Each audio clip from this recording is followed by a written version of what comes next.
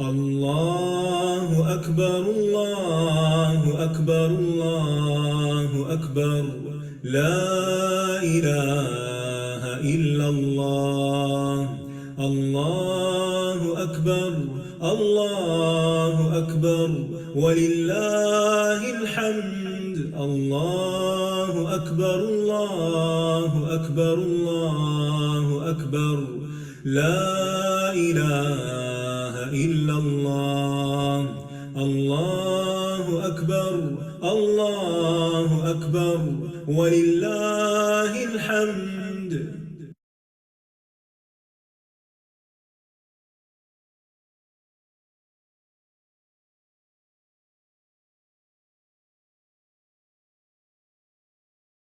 الله أكبر الله أكبر الله أكبر لا إله إلا الله الله أكبر الله أكبر ولله الحمد الله أكبر الله أكبر الله أكبر لا إله إلا الله الله أكبر الله أكبر ولله الحمد الله أكبر الله أكبر الله أكبر لا إله إلا الله الله أكبر الله أكبر ولله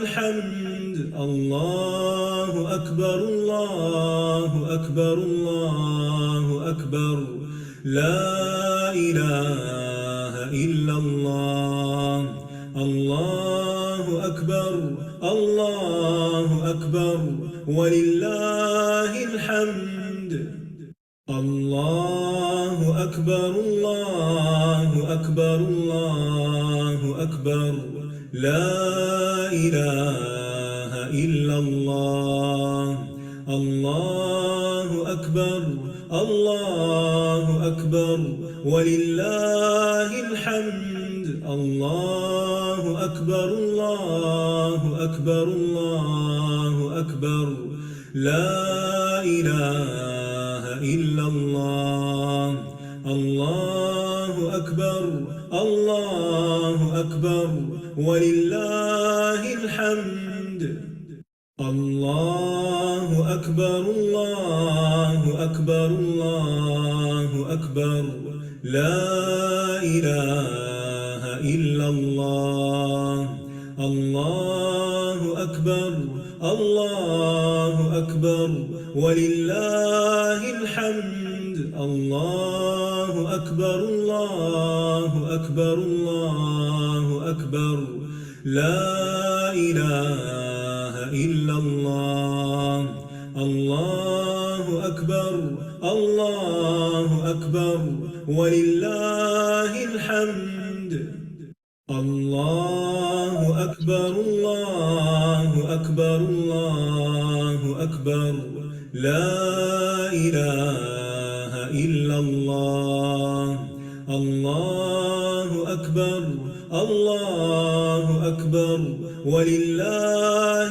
الحمد الله أكبر الله أكبر الله أكبر لا إله إلا الله الله أكبر الله أكبر ولله الحمد الله أكبر الله أكبر الله أكبر لا إله إلا الله الله أكبر الله أكبر ولله الحمد الله أكبر الله أكبر الله أكبر لا إله إلا الله الله أكبر الله أكبر ولله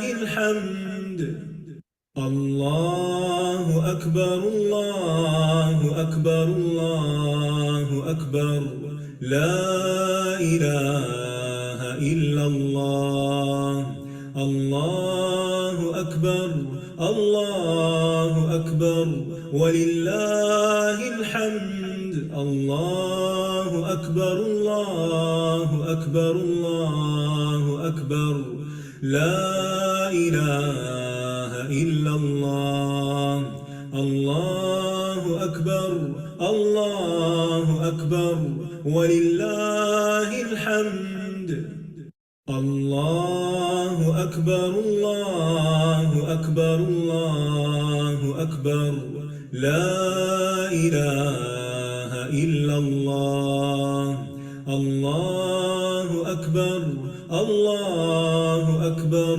ولله الحمد الله أكبر الله أكبر الله أكبر لا إله إلا الله الله أكبر الله أكبر ولله الحمد الله أكبر الله أكبر الله أكبر لا إله إلا الله الله أكبر الله أكبر ولله الحمد الله أكبر الله أكبر الله أكبر لا إله إلا الله الله أكبر الله أكبر ولله الحمد الله أكبر الله أكبر الله أكبر لا إله إلا الله الله أكبر الله أكبر ولله الحمد الله أكبر الله أكبر الله أكبر لا إله إلا الله الله أكبر الله أكبر ولله الحمد الله أكبر الله أكبر الله أكبر لا إله إلا الله الله أكبر الله أكبر ولله الحمد الله أكبر الله أكبر الله أكبر لا إله إلا الله الله أكبر الله أكبر ولله الحمد الله أكبر الله أكبر الله أكبر لا إله إلا الله الله أكبر الله أكبر ولله الحمد الله أكبر الله أكبر الله أكبر لا إله إلا الله الله أكبر الله أكبر ولله الحمد الله أكبر الله أكبر الله أكبر لا إله إلا الله الله أكبر الله أكبر ولله الحمد الله أكبر الله أكبر الله أكبر لا إله إلا الله الله أكبر الله أكبر ولله الحمد الله أكبر الله أكبر الله أكبر لا إله إلا الله الله أكبر الله أكبر ولله الحمد الله أكبر الله أكبر الله أكبر لا إله إلا الله الله أكبر الله أكبر ولله الحمد الله أكبر الله أكبر الله أكبر لا إله إلا الله الله أكبر الله أكبر أعوذ بالله من الشيطان الرجيم بسم الله الرحمن الرحيم الحمد لله رب العالمين الرحمن الرحيم مالك يوم الدين إياك نعبد وإياك نستعين اهدنا الصراط المستقيم صراط الذين أنعمت عليهم غير المغضوب عليهم ولا الضالين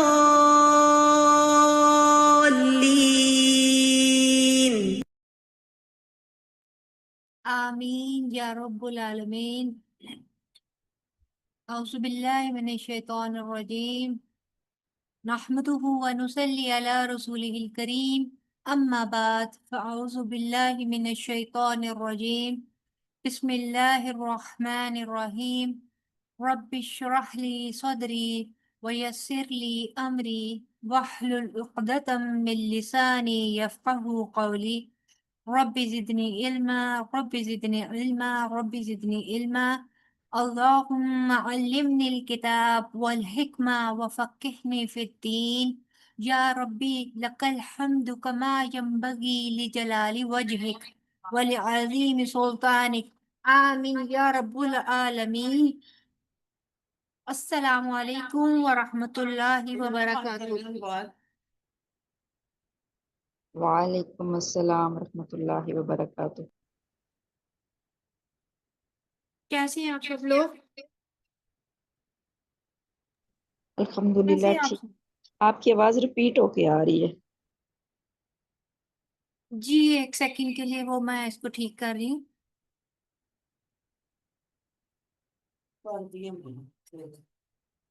جی کیسے ہیں آپ سب لوگ؟ الحمدللہ، اللہ کا شکر۔ امید الحمدللہ کرتی ہوں کہ صحت اور ایمان کی بہترین حالت میں ہوں گے۔ آج انشاءاللہ تعالیٰ ایک دفعہ پھر ہم لوگ اپنے اس سفر کا آغاز کرنے جا رہے ہیں، اور آج کے دن ہم لوگ انشاءاللہ تعالیٰ تفسیر کریں گے۔ سورہ فاتحہ کا آج آغاز ہوگا، اور انشاءاللہ آج ہم اس کا مختصر تعارف، اس کی تفسیر اور اس کی ٹرانسلیشن اور ورڈز کا ان ڈیپتھ انالیسس دیکھیں گے۔ تو ایکسائٹیڈ ہیں آپ لوگ؟ جی الحمدللہ۔ اچھا، آپ سے ایک اور بات کہنی تھی کہ اگر آپ میں سے کوئی بھی یہ پاور پوائنٹ کا اور اس کا کوئی بھی علم رکھتا ہے، کوئی اس چیز کا شوق رکھتا ہے، تو اگر اس میں کسی قسم کی کوئی امپروومنٹ کی کوئی رائے دینا چاہے، کوئی بتانا چاہے کہ اس کو مزید کس طرح امپروو کیا جا سکتا ہے، نہ صرف یہ کہ پاور پوائنٹ بلکہ ایز ان ہول اس کورس کو امپروو کرنے کے لیے اور کیا کیا جا سکتا ہے، تو آپ میں سے ہر ایک ویلکم ہے۔ کسی بھی طرح کسی بھی وقت آپ لوگ اپنی رائے مجھے دے سکتے ہیں پرسنل میسج کر کے، تاکہ اس سفر کو بہتر سے بہترین کرنے کی کوشش کی جائے۔ ٹھیک ہے؟ تو آج کے دن جیسا کہ میں نے بتایا، آج کا ہمارا ٹائم ٹیبل ہے، سورہ الفاتحہ کا انٹروڈکشن ہوگا، اس کی ٹرانسلیشن اور تفسیر ہوگی، اور اس کے بعد ہم لوگ ایک مختصر سی ڈسکشن کریں گے، جس میں آپ کے سوالات بھی لوں گی اور آپ لوگوں سے میں سے کچھ چھوٹے موٹے سوالات بھی کروں گی۔ آپ لوگوں سے ایک دفعہ پہ یہ درخواست ہے کہ پلیز جو نوٹس لے سکتا ہے، جسے نوٹس لینے آتے ہیں، کائنڈلی وہ ضرور نوٹ لیا کرے، تاکہ جب آپ سے میں بعد میں سوال کروں یا لیٹر آن بھی جب ہماری یہ ایک سورہ کمپلیٹ ہوگی تو اس کے بعد ہم لوگ ایک مختصر سا کوئز کیا کریں گے ہر سورہ کے بعد، تو آپ لوگوں کو اس کا جواب دینے میں آسانی ہوگی، کیونکہ آپ لوگ اس کی ریویژن بھی کر سکتے ہیں، آپ لوگ اس کو ریکال بھی کر سکتے ہیں۔ تو اللہ تعالیٰ کا نام لے کر باقاعدہ طور پہ آغاز کرتے ہیں اپنے پہلے لیسن کا، سورہ الفاتحہ آیا نمبر 1۔ یہاں تک اگر کسی نے کچھ پوچھنا ہے تو کائنڈلی آپ پوچھ لیجئے۔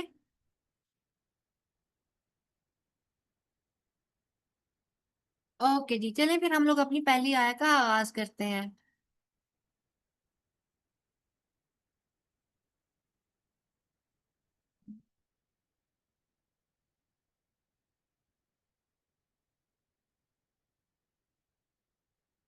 جی، سب سے پہلے اس کا مختصر تعارف لیتے ہیں ہم اوور آل سورہ کا۔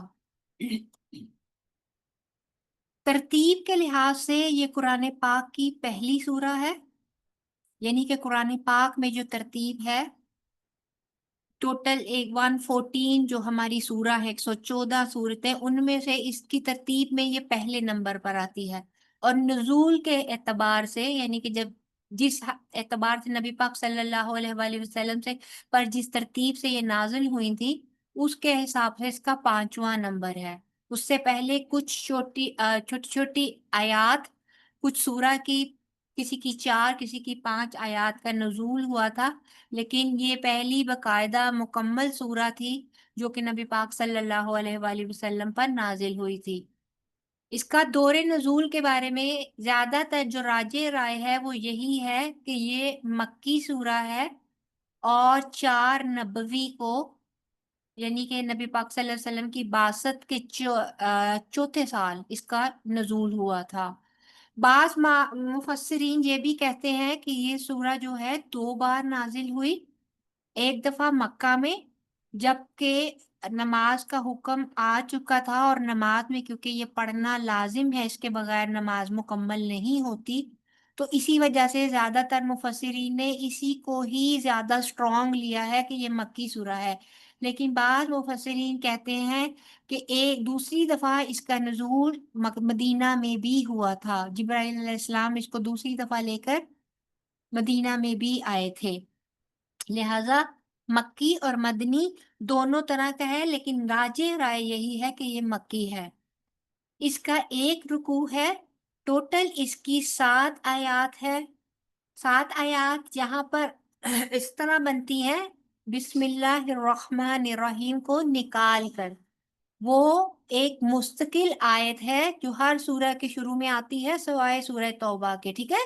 7 آیات اس طرح بعد جو اسکالرز ہیں، یہ جو قاری ہیں، وہ لاسٹ آیت کو 2 پارٹ میں ڈیوائیڈ کرتے ہیں، ٹھیک ہے۔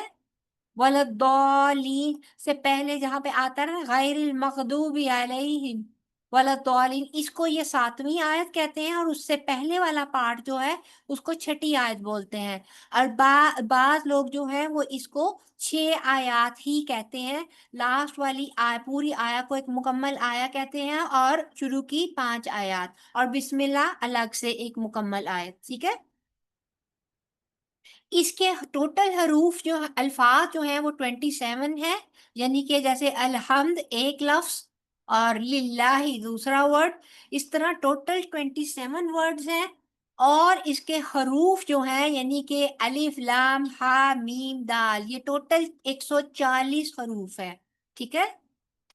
اس کے بہت سارے اور نام بھی ہیں الفاتحہ کے علاوہ، اس میں اس کو ام الکتاب کہا جاتا ہے، سب اسم ثانی کہا جاتا ہے، الشفاء، الرقیہ، الکاشفہ، الکافیہ، الدعاء اور الصلاۃ۔ یہ تمام نام جو ہیں یہ سورہ فاتحہ کے ہیں، اور ان ناموں کی تعداد کو دیکھ کر آپ لوگوں کو اس چیز کا بہت اچھے سے اندازہ ہو رہا ہوگا کہ یہ سورہ کس قدر اہمیت کی حامل ہے۔ ان تمام ناموں کی ڈیٹیل جو ہے ابھی میں آپ کو آگے تفسیر میں جا کے تھوڑا سا آپ کو بتاؤں گی کہ ہر کتاب، ہر جو نام اس کو دیا گیا ہے اس کے پیچھے لاجک یا وجہ کیا ہے۔ پھر آپ لوگوں کو مزید اندازہ ہوگا کہ یہ سورہ کس قدر بابرکت، کس قدر فضیلت والی اور کس قدر اہم ہے۔ ہم دن میں 5 مرتبہ کہہ رہی ہوں، سوری، 5 نمازوں میں ہر رکعت میں اس کو ادا کرتے ہیں، لیکن معنی سے واقفیت نہ ہونے کی وجہ سے ہم اس کی اہمیت کو، اس کی فضیلت کو اور اس کی قدر و قیمت کو سمجھ نہیں پا رہے ہوتے، حالانکہ اس میں ہم اللہ تعالیٰ سے بہت کچھ مانگ رہے ہوتے ہیں۔ ٹھیک ہے، آگے چلتے ہیں۔ اس کی فضیلت اور اس کی برکات کے حوالے سے کافی ساری صحیح روایات ہیں جو مسلم اور بخاری میں، اس کے علاوہ مسند احمد میں بھی آئی ہیں، جو ہم لوگ 1 بائی 1 کر کے یہاں پہ ڈسکس کریں گے، اور اس سے بھی آپ کو اندازہ ہوگا کہ یہ سورہ کس قدر بابرکت ہے اور اس کا قرآن پاک میں کے شروع میں آنے کا مقصد کیا ہے۔ دیکھیں، قرآن پاک کی جو ترتیب ہے نا وہ بہت زیادہ پرحکمت ہے۔ نبی پاک صلی اللہ علیہ وآلہ وسلم نے نزول کے وقت جب کاتبین وحی جو ہے وہ لکھتے تھے وحی کو، تو نبی پاک صلی اللہ علیہ وسلم ہر آیا کو بتاتے تھے کہ یہ فلاں جگہ پر تحریر کر دو، اس کو فلاں سورہ کے انڈر تحریر کر دو، تو اس کے پیچھے بہت ساری حکمت تھی۔ ترتیب جو ہے وہ گویا تھوڑا عرصے بعد ہوئی تھی کہ کون سی سورہ پہلے اور کون سی سورہ بعد میں ہوگی، اور لیکن اس میں بھی ایک سورہ کے ختم ہونے اور دوسری کے شروع ہونے میں بہت سٹرونگ کنیکشن ہے۔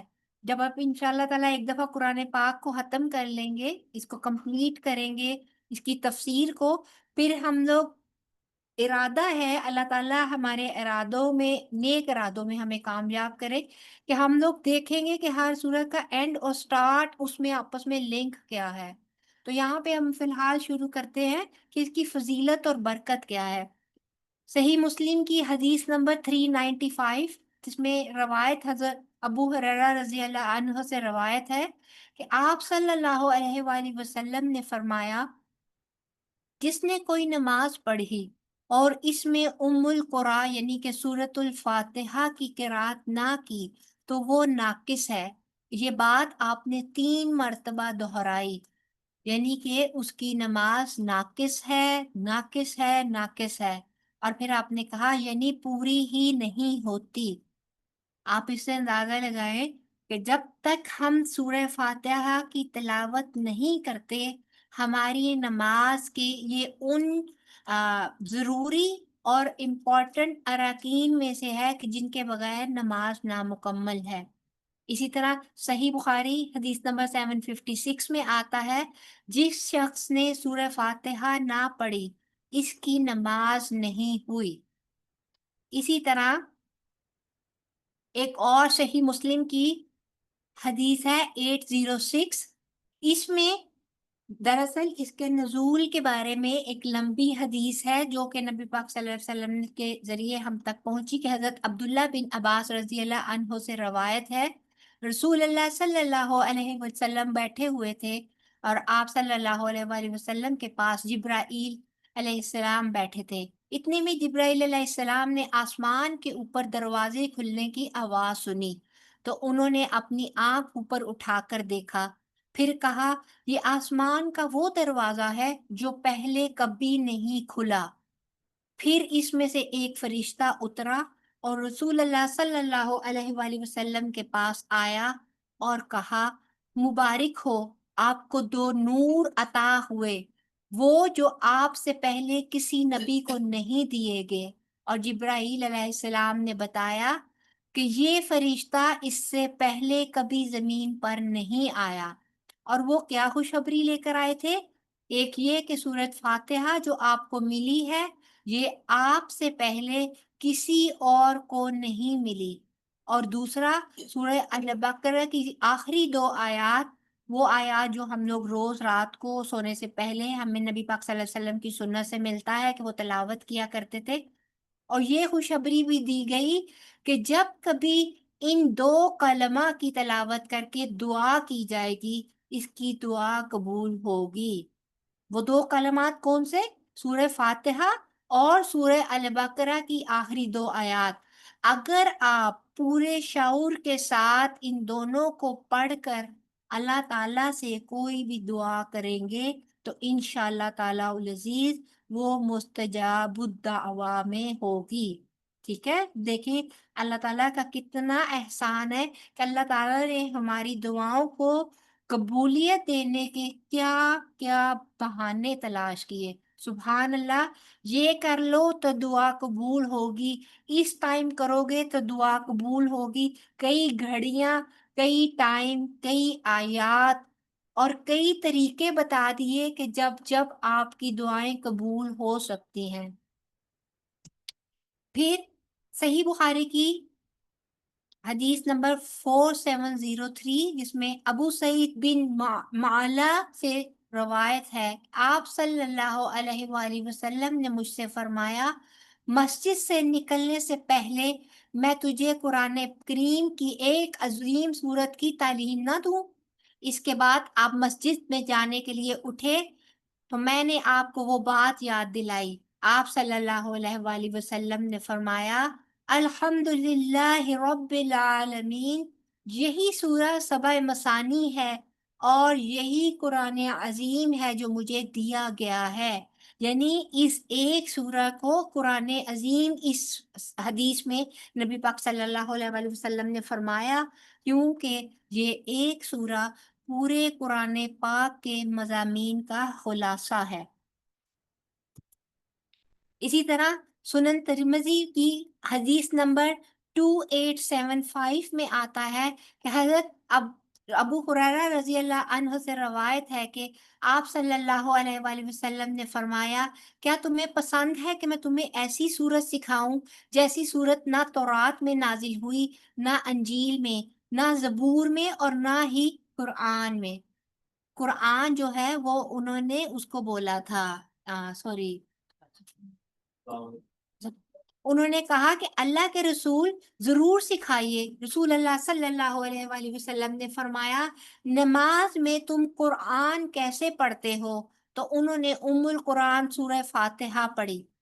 رسول اللہ صلی اللہ علیہ وآلہ وسلم نے فرمایا، قسم ہے اس ذات کی جس کے قبضے میں میری جان ہے، تورات میں، انجیل میں، زبور میں، حتیٰ کہ قرآن میں بھی اس جیسی صورت نازل نہیں ہوئی ہے۔ یہی سبع مثانی یعنی 7 آیتیں ہیں اور یہی وہ قرآن عظیم ہے جو مجھے عطا کیا گیا ہے۔ یہ مور اور لیس وہی ٹاپک ہے جو کہ صحیح بخاری کی پیچھے آیت میں مختصراً کہا گیا ہے اور یہاں پہ اس کو ڈیٹیل میں بیان کیا گیا ہے۔ اسی طرح صحیح بخاری کی حدیث نمبر 5007 ہے جس میں یہ بتایا گیا ہے کہ یہ دم وغیرہ کے لیے بھی استعمال کی جاتی ہے۔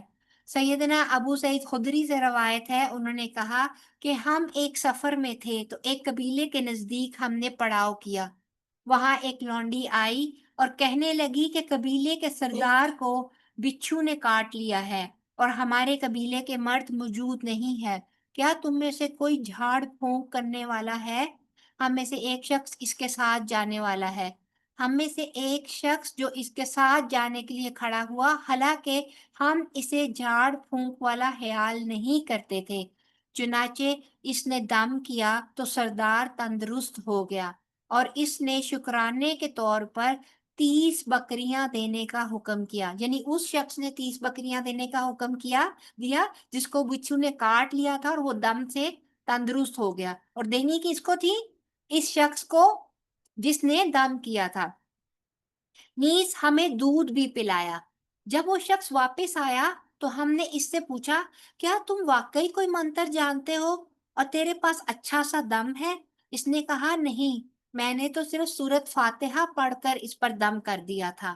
ہم نے کہا، جب تک ہم نبی پاک صلی اللہ علیہ وآلہ وسلم سے اس کے متعلق کچھ پوچھ نہ لیں، اس کے متعلق کچھ نہ کریں۔ جب ہم مدینہ پہنچے تو نبی صلی اللہ علیہ وآلہ وسلم سے اس کا ذکر کیا۔ آپ صلی اللہ علیہ وآلہ وسلم نے فرمایا اس کو کیسے معلوم ہوا کہ فاتحہ سے دم کیا جاتا ہے؟ بہرحال بکریاں تقسیم کر لو اور میرا بھی اس میں حصہ رکھو۔ یعنی کہ سورہ فاتحہ کے بارے میں یہ کہا جاتا ہے کہ اگر آپ بیمار ہیں یا پھر آپ کو کوئی نظر وغیرہ کا ایشو ہو گیا ہے، آپ کو نظر بد ہو گئی ہے، یا آپ بہت لانگ ٹرم النس میں ہیں، آپ کو جلدی جلدی شفا نہیں آ رہی، ڈاکٹر کی دوائیوں سے بھی نہیں، یا کچھ بھی، ڈاکٹر پہ جانے سے پہلے بھی میرا کہنا تو یہ ہے کہ اگر ہم نبوی طریقوں کو سب سے پہلے اختیار کریں اور اس کے ساتھ ساتھ ڈاکٹر کا علاج کریں تو وہ سونے پہ سہاگے کا کام کرتی ہے۔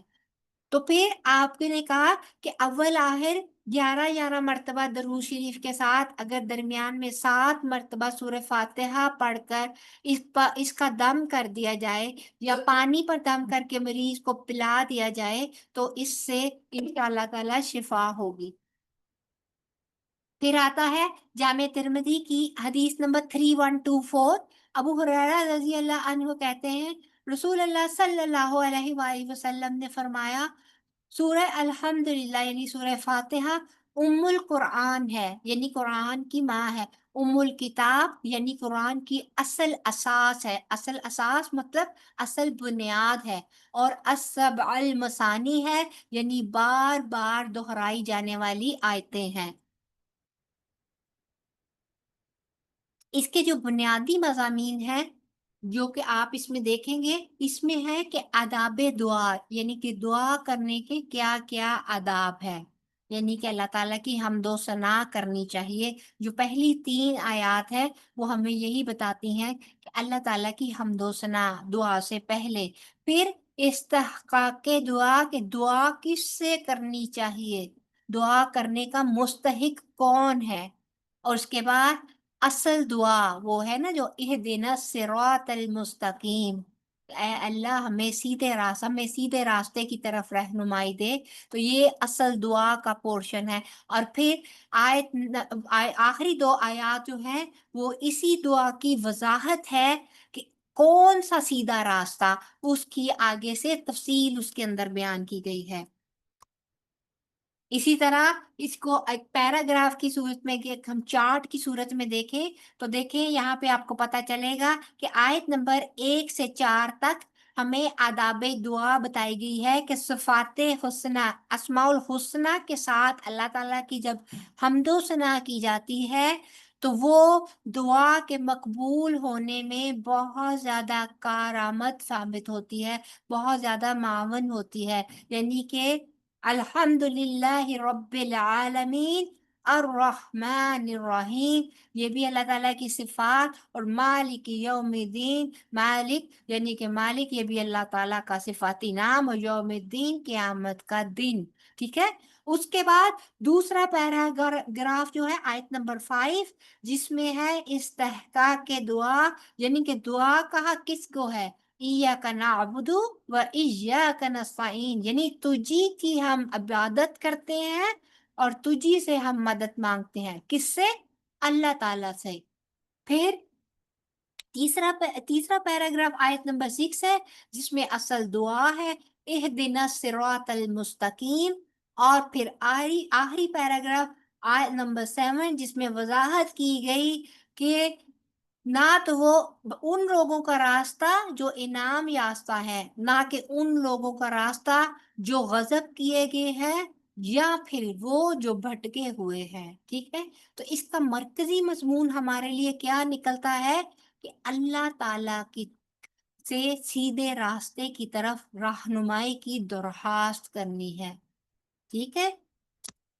یہاں تک اگر کسی کا کوئی سوال ہے، کوئی کچھ پوچھنا چاہتا ہے تو پلیز آپ پوچھ لیں۔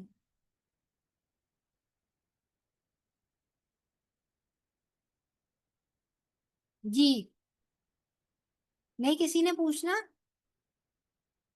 چلیں ٹھیک ہے جی، پھر آگے چلیں۔ السلام علیکم۔ جی وعلیکم السلام السلام۔ علیکم، جی وعلیکم السلام۔ ٹھیک ہے؟ جی الحمدللہ، آپ کیسے ہیں، ٹھیک ہے؟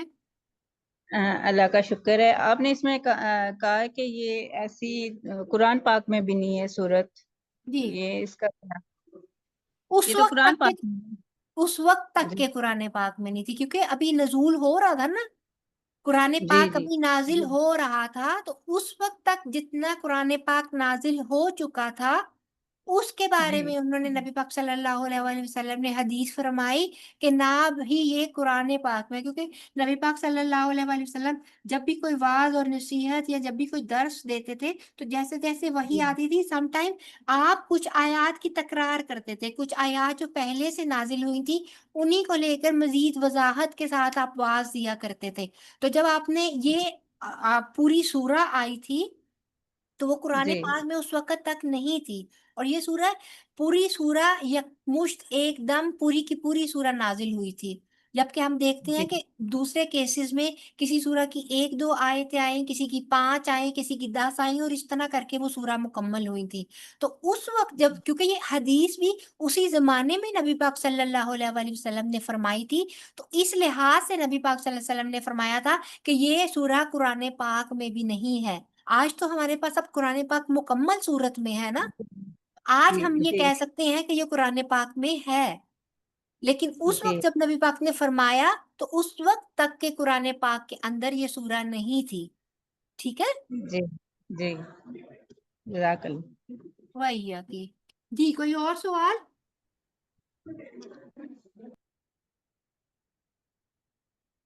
چلیں ٹھیک ہے جی، پھر آگے چلتے ہیں.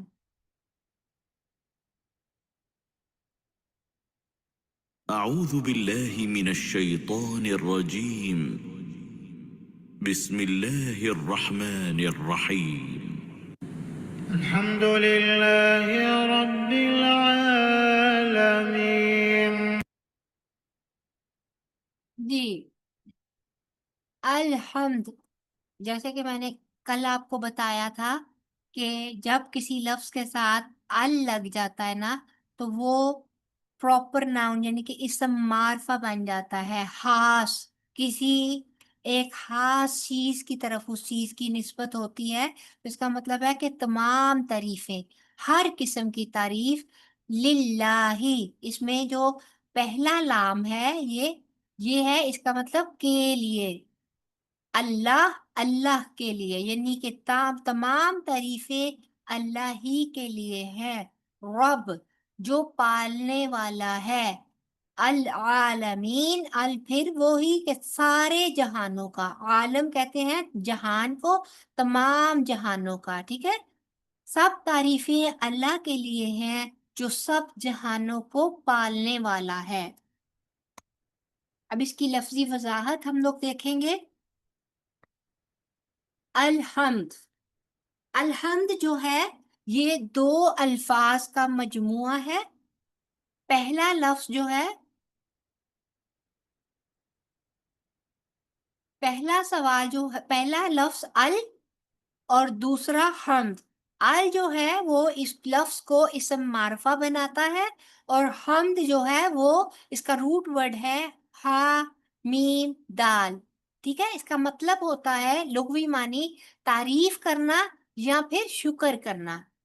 ٹھیک ہے، کسی کے اوصاف حمیدہ یعنی کہ اس کے بہت ہی زیادہ تعریف کیے جانے والی صفات اور فضائل بیان کرنا، یعنی کہ اس کی فضیلت بیان کرنا، بشرطے یہ کہ وہ افعال اختیاری ہوں. اختیاری ہوں سے کیا مراد ہوتا ہے؟ ایسے افعال، ایسے کام جو انسان کے خود اپنے کردار میں ہوتے ہیں، جو اس کے خود کرنے والے، جو اس کے کرنے سے ہوتے ہیں. جیسے کہ پیدا کرنا، تو وہ اللہ تعالیٰ نے پیدا کیا، تو یہ اختیاری ہے. ٹھیک ہے، اور ایک ہوتا ہے اضطراری. اضطراری ہوتا ہے کہ جیسے کوئی خوبصورت ہے تو اب اس کی خوبصورتی میں اس کا اپنا کوئی کمال نہیں ہے، وہ خوبصورتی اللہ تعالیٰ کی طرف سے دی گئی ایک ایسی صفت ہے جو اس شخص کے اندر موجود ہے، تو وہ کیا ہوگی؟ وہ اضطراری اس کے اندر صفت ہوگی. اور وہ اضطراری صفت کی تعریف جو کرنا انڈائریکٹلی کیا ہو جاتا ہے؟ وہ اللہ تعالیٰ کی تعریف کرنا. لیکن اس تعریف کا اس بندے کے ساتھ ڈائریکٹ تعلق نہیں ہوتا، لیکن افعال اختیاری کا مطلب یہ ہوتا ہے کہ جو اس بندے یا جس جیسے اللہ تعالیٰ ہے تو پیدا کرنا خاص اس اللہ تعالیٰ کا اپنا ایک فعل ہے جس پہ اللہ تعالیٰ کو پوری کمانڈ اور اختیار حاصل ہے، لہٰذا یہ اس کی تعریف اس کے اختیاری افعال پر ہے۔ پھر ایسی تعریف جو شکر کے جذبے کے ساتھ ہو، یعنی کہ اللہ تعالیٰ نے ہمیں وہ تمام جو نعمتیں عطا کی ہیں، جب ہم ان نعمتوں کا ادراک کرتے ہیں، جب ہمیں ان نعمتوں کی قدر و قیمت ہوتی ہے، تو پھر وہ اس نعمتیں دینے والی ہستی کی تعریف کرنے کو دل چاہتا ہے۔ تو پھر ایسی تعریف جو شکر کے جذبے کے ساتھ ہو، اسی لیے حمد کے دو معنی کیے جاتے ہیں، تعریف بھی کرنا اور شکر بھی کرنا، کیونکہ یہ لازم و ملزوم ہے۔ اب جب کسی کا شکر کر رہے ہوتے ہیں تو ڈیلیبریٹلی آپ اس کی کسی نہ کسی صفت کی وجہ سے، اس کی احسان مندی کی وجہ سے اس کی تعریف کر رہے ہوتے ہیں، ٹھیک ہے؟ پھر اس میں محبت اور تعظیم بھی شامل ہو، یعنی کہ یہ خالی ہولی تعریف نہیں ہے۔ جیسے ہم کبھی کبھی کسی بھی انسان کی تعریف کر دیتے ہیں، وہ ایسی تعریف ہوتی ہے کہ اس میں سم ٹائم لگی لپٹی ہوتی ہے، اس کے اندر پوری طرح سچائی نہیں ہوتی، کسی نے کسی وجہ کی وجہ سے ہم لوگ اس کی تعریف کر رہے ہوتے ہیں، تو اس کے اندر وہ ڈیپ ڈاؤن محبت یا وہ پھر عزت نہیں ہوتی جو کہ حمد کے اندر وہ معنی پائے جاتے ہیں کہ پوری گہری محبت اور تعظیم کے ساتھ جو ہم اللہ تعالیٰ کی تعریف کریں، اس کو حمد بولا جاتا ہے۔ اور پھر ایسی تعریف ہے جو صرف اللہ تعالیٰ کی ہو سکتی ہے، اس کے اللہ تعالیٰ کی ذات کے ساتھ حاصل۔ ہم یہ نہیں کہہ سکتے کہ ہم فلاں بندے کی حمد کر رہے ہیں، یہ ہو ہی نہیں سکتا، ٹھیک ہے؟ فلاں بندے کی ہم تعریف تو کر سکتے ہیں، ہم فلاں بندے کی مدح تو کر سکتے ہیں، لیکن ہم کسی بندے کی حمد نہیں کر سکتے۔ حمد وہ جو ہے وہ اللہ تعالیٰ کے لیے خاص ہوگی، ٹھیک ہے؟ پھر آتا ہے العالمین۔ العالمین، یہ بھی ال اور عالمین دو ورڈز کے ساتھ مل کر بنا ہوا لفظ ہے، اور عالمین جو ہے اس کا روٹ ورڈ عین لام میم، علم سے ہے، ٹھیک ہے؟ علم ہوتا ہے نشانی کو یا پہچاننے کا ذریعہ یا آلہ یا نشانی، اس چیز کو علم بولتے ہیں عربی میں، ٹھیک ہے؟ تو کائنات، اس کو عالم کہا جاتا ہے، ہماری یہ پوری یونیورس جو ہے یہ کائنات ہے، کیونکہ یہ اللہ تعالیٰ کو پہچاننے کا ذریعہ ہے، ٹھیک ہے؟ بہت سارے عالم ہیں، اور ہر عالم کیونکہ اللہ تعالیٰ کی کریشن، اللہ تعالیٰ کی تخلیق کا ہمیں پہچان کرواتا ہے، اللہ تعالیٰ کی ہستی کی پہچان کرواتا ہے، تو وہ ہر چیز کیا ہو گئی؟ ایک عالم ہو گئی۔ اس سے مراد تمام موجودات، یعنی کہ وہ تمام چیزیں جو اس وقت عرض زمین یا اس سے اوپر ہیں، مادی ہوں یا روحانی، دریافت کی گئی ہوں یا ابھی دریافت ہونی باقی ہیں، وہ تمام کی تمام چیزیں جو ہیں وہ علم ہیں، وہ عالم ہیں، ٹھیک ہے؟ اسی طرح اللہ تعالیٰ اسی وسیع مفہوم میں، یعنی کہ زمین، آسمان، خلا، چرند پرند، انسان، جن، جانور، ہر ایک مخلوق، وہ تمام کائنات جو اس دنیا میں ہے، گلیکسیز، ہر چیز جو ہے وہ ایک عالم ہے، اور اس کی جمع عالمین ہو جاتا ہے۔ اسی مفہوم میں کہا گیا کہ وہ رب العالمین ہے، یعنی کہ تمام جہانوں کا رب ہے، ٹھیک ہے جی؟ اب ہم جو ہے اس کے آگے اس پہ جانے سے پہلے سب سے پہلے میں آپ کو یہ بتانا چاہوں گی کہ اعوذ باللہ اور بسم اللہ، یہ جو ہے اعوذ باللہ من الشیطان الرجیم اور بسم اللہ الرحمن الرحیم کا بہت ہی بریف سا آپ کو بتاؤں گی، مختصراً بتاؤں گی، کیونکہ آپ لوگوں نے الحمدللہ میرے ساتھ اعوذ باللہ اور بسم اللہ کی بہت ڈیٹیل تفسیر جو ہے وہ آپ نے کی تھی۔ آپ لوگوں کو سب کو یاد ہوگا رمضان سے پہلے ہم لوگوں نے اپنا جو شارٹ کورس کیا تھا سورہ ملک کا، اس سے پہلے قرآن کے فضائل و آداب، اور اس کے بعد ہم نے اعوذ باللہ، تعوذ اور تسمیہ کی تفسیر بھی کی تھی۔ تو تعوذ اور تسمیہ کی جو تفسیر کی کلاس ریکارڈنگز ہے وہ انشاءاللہ تعالیٰ میں آپ کے ساتھ گروپ کے اندر میں شیئر کر دوں گی، تاکہ تمام نئے اسٹوڈنٹس جو ہیں وہ اس کو سن لیں، اور وہاں سے اگر ان کے پاس کوئی کویشچنس ہیں، کسی قسم کی کوئی چیز ان کو سمجھ نہ آئے، تو وہ پھر نیکسٹ کلاس میں میرے سے پوچھ سکتے ہیں۔ اور باقی جنہوں نے آلریڈی کر لی ہوئی ہے انشاءاللہ تعالیٰ ان کے لیے بھی یہ ایک ریویژن ہو جائے گی۔ تو اللہ تعالیٰ نے قرآن مجید پڑھنے سے پہلے ہم سب کو اللہ تعالیٰ کی پناہ لینے کا حکم دیا ہے، اور یہ بھی کہا ہے کہ وہ شیطان جو ہمارے دلوں میں وسوسے ڈالتا ہے ہمیں اس سے پناہ لے لینی چاہیے۔ اور اللہ تعالیٰ نے قرآن پاک میں بھی سورہ نحل آیت نمبر 98 میں اللہ تعالیٰ نے حکم دیا کہ فَإِذَا قَرَأْتَ الْقُرْآنَ فَاسْتَعِذْ بِاللَّهِ مِنَ الشَّيْطَانِ الرَّجِيمِ، یعنی کہ جب تم قرآن کی تلاوت کرو تو شیطان مردود سے اللہ کی پناہ مانگ لو۔ پھر اس طرح قرآن پاک پڑھنے کا ایک اور ادب یہ بھی ہے کہ ہمیں بسم اللہ الرحمن الرحیم پڑھ کر شروع کرنا چاہیے، ٹھیک ہے؟ نہ صرف یہ کہ قرآن پاک پڑھنے کا ادب ہے، بلکہ احادیث کی روشنی میں ہمیں یہ بھی پتہ چلتا ہے کہ ہمیں اپنا ہر کام بسم اللہ الرحمن الرحیم پڑھ کر شروع کرنا چاہیے، ٹھیک ہے؟ تو قرآن پاک جو اللہ تعالیٰ کا کلام تمام چیزوں سے زیادہ عظیم اور مقدم ہے، تو اس کے لیے تو یہ حکم اور بھی زیادہ واجب اور لازم ہو جاتا ہے کہ ہم اس کا آغاز بسم اللہ کے ساتھ کریں۔ اسی لیے ہم دیکھتے ہیں کہ ہر سورہ جو شروع ہوتی ہے اس کے سٹارٹ میں بسم اللہ الرحمن الرحیم ایک مستقل آیت کی طرح آتی ہے، سوائے سورہ توبہ کے، اور اس کے پیچھے بھی حکمت ہے، کیونکہ سورہ توبہ کا آغاز جو ہے انتہائی جلالی ہے، اور اس کے اندر جو ہے اللہ تعالیٰ نے مشرکین سے برات کا اظہار کیا ہے، اور بڑے سخت احکامات کے ساتھ اس سورہ کا آغاز ہوتا ہے۔ لہٰذا وہاں پر اللہ تعالیٰ جو کہ ایک رحیم اور رحمان ہستی ہے اس کا ذکر نہیں کیا گیا، کیونکہ وہاں پر اللہ تعالیٰ جبار ہے اور قہار ہے، اس کی ہمیں ایک نشانی، ایک جھلک دکھائی دیتی ہے، ٹھیک ہے؟ اب ہم آگے باقاعدہ طور پہ اپنی تفسیر کا آغاز کریں گے، لیکن اس سے بھی پہلے جو ہے آپ کو میں نے کہا میں آپ کو ان تمام سورہ جو کہ نام ہے اس کے الفاتحہ کے، ام القرآن، ام الکتاب، اس کا ہم لوگ بتائیں گے، میں آپ کو بتاؤں گی کہ یہ نام کیوں رکھے گئے، اس کے پیچھے اس کا بیک گراؤنڈ جو ہے وہ کیا تھا۔ سب سے پہلے ام القرآن، اس کی وجہ یہ ہے کہ یہ قرآن کی ماں ہے، کیونکہ بالکل سٹارٹ میں آئی ہے، اور یہ قرآن پاک کا خلاصہ ہے۔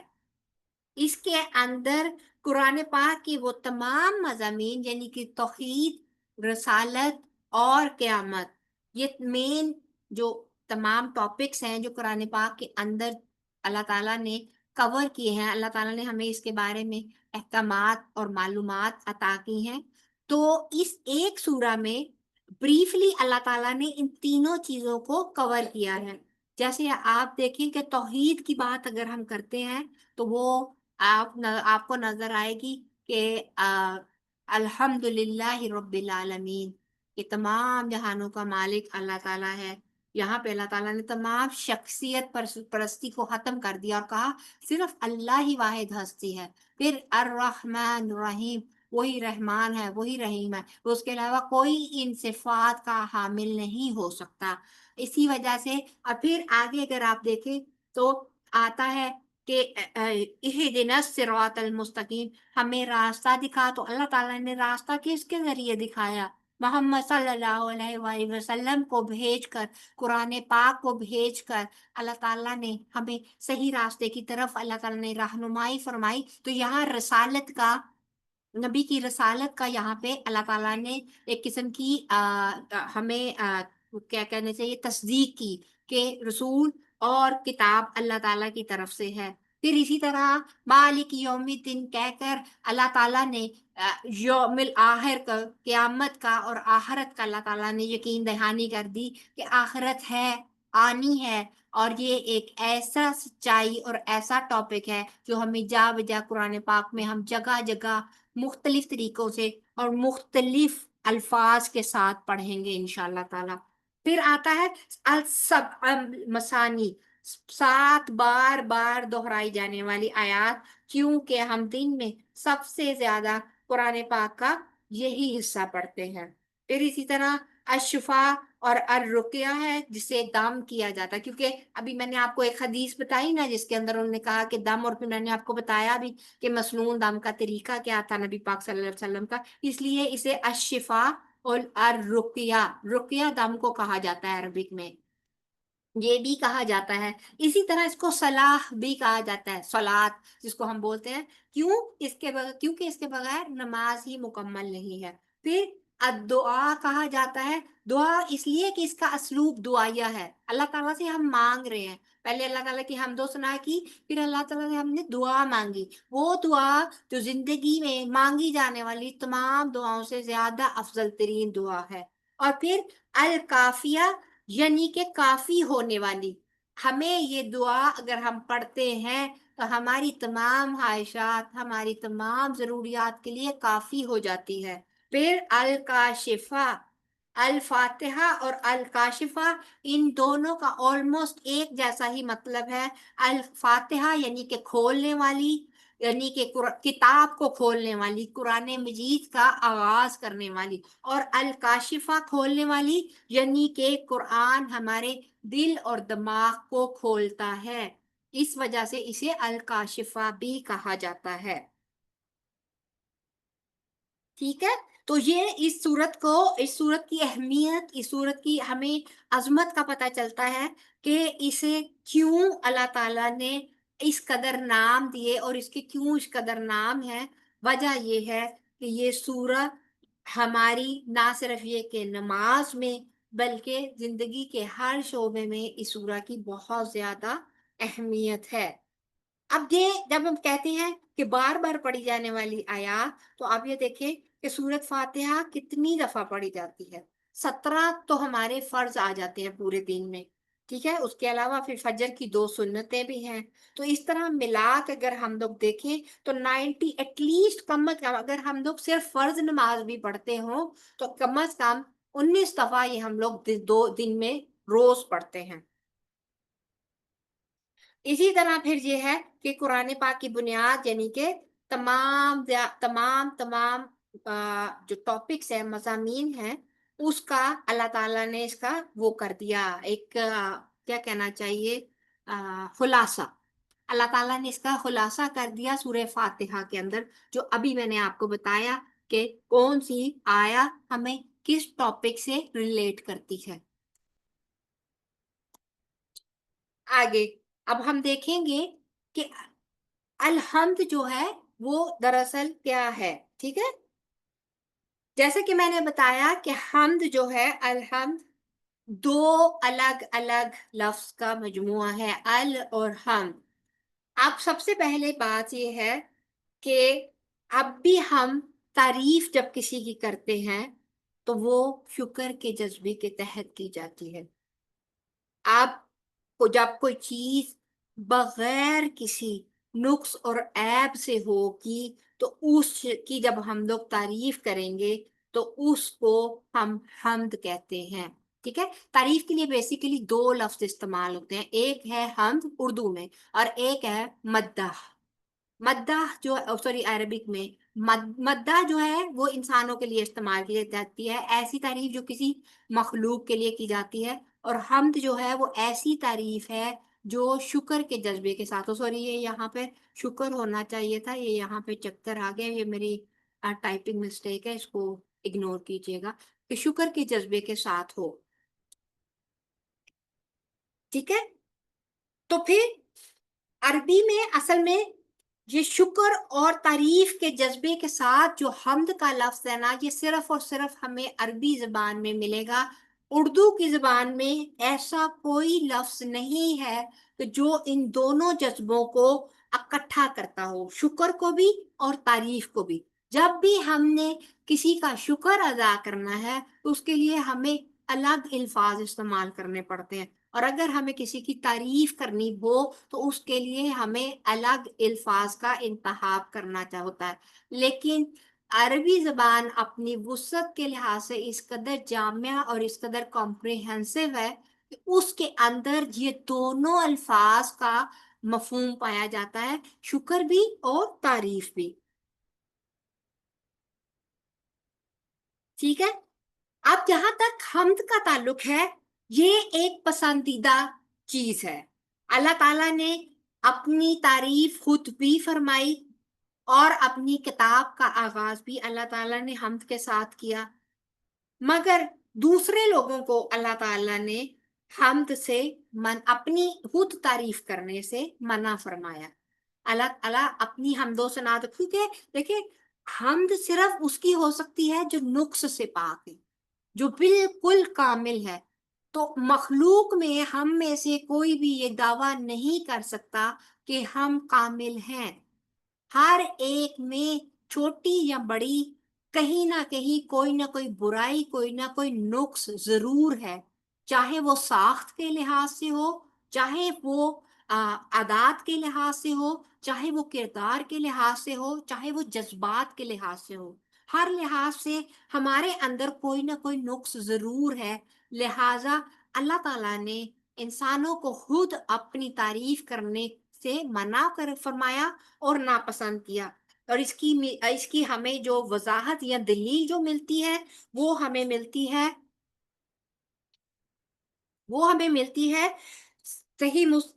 उसकी क्या कहते हैं उसको, कुरान पाक में, जहां अल्लाह ताला ने फरमाया फला तज़क्कू अनफुसकुम हुवा आलमु बिमन इत्तका, कि बस अपने आप को पाक ना समझो और वो परहेजगार को खूब जानता है।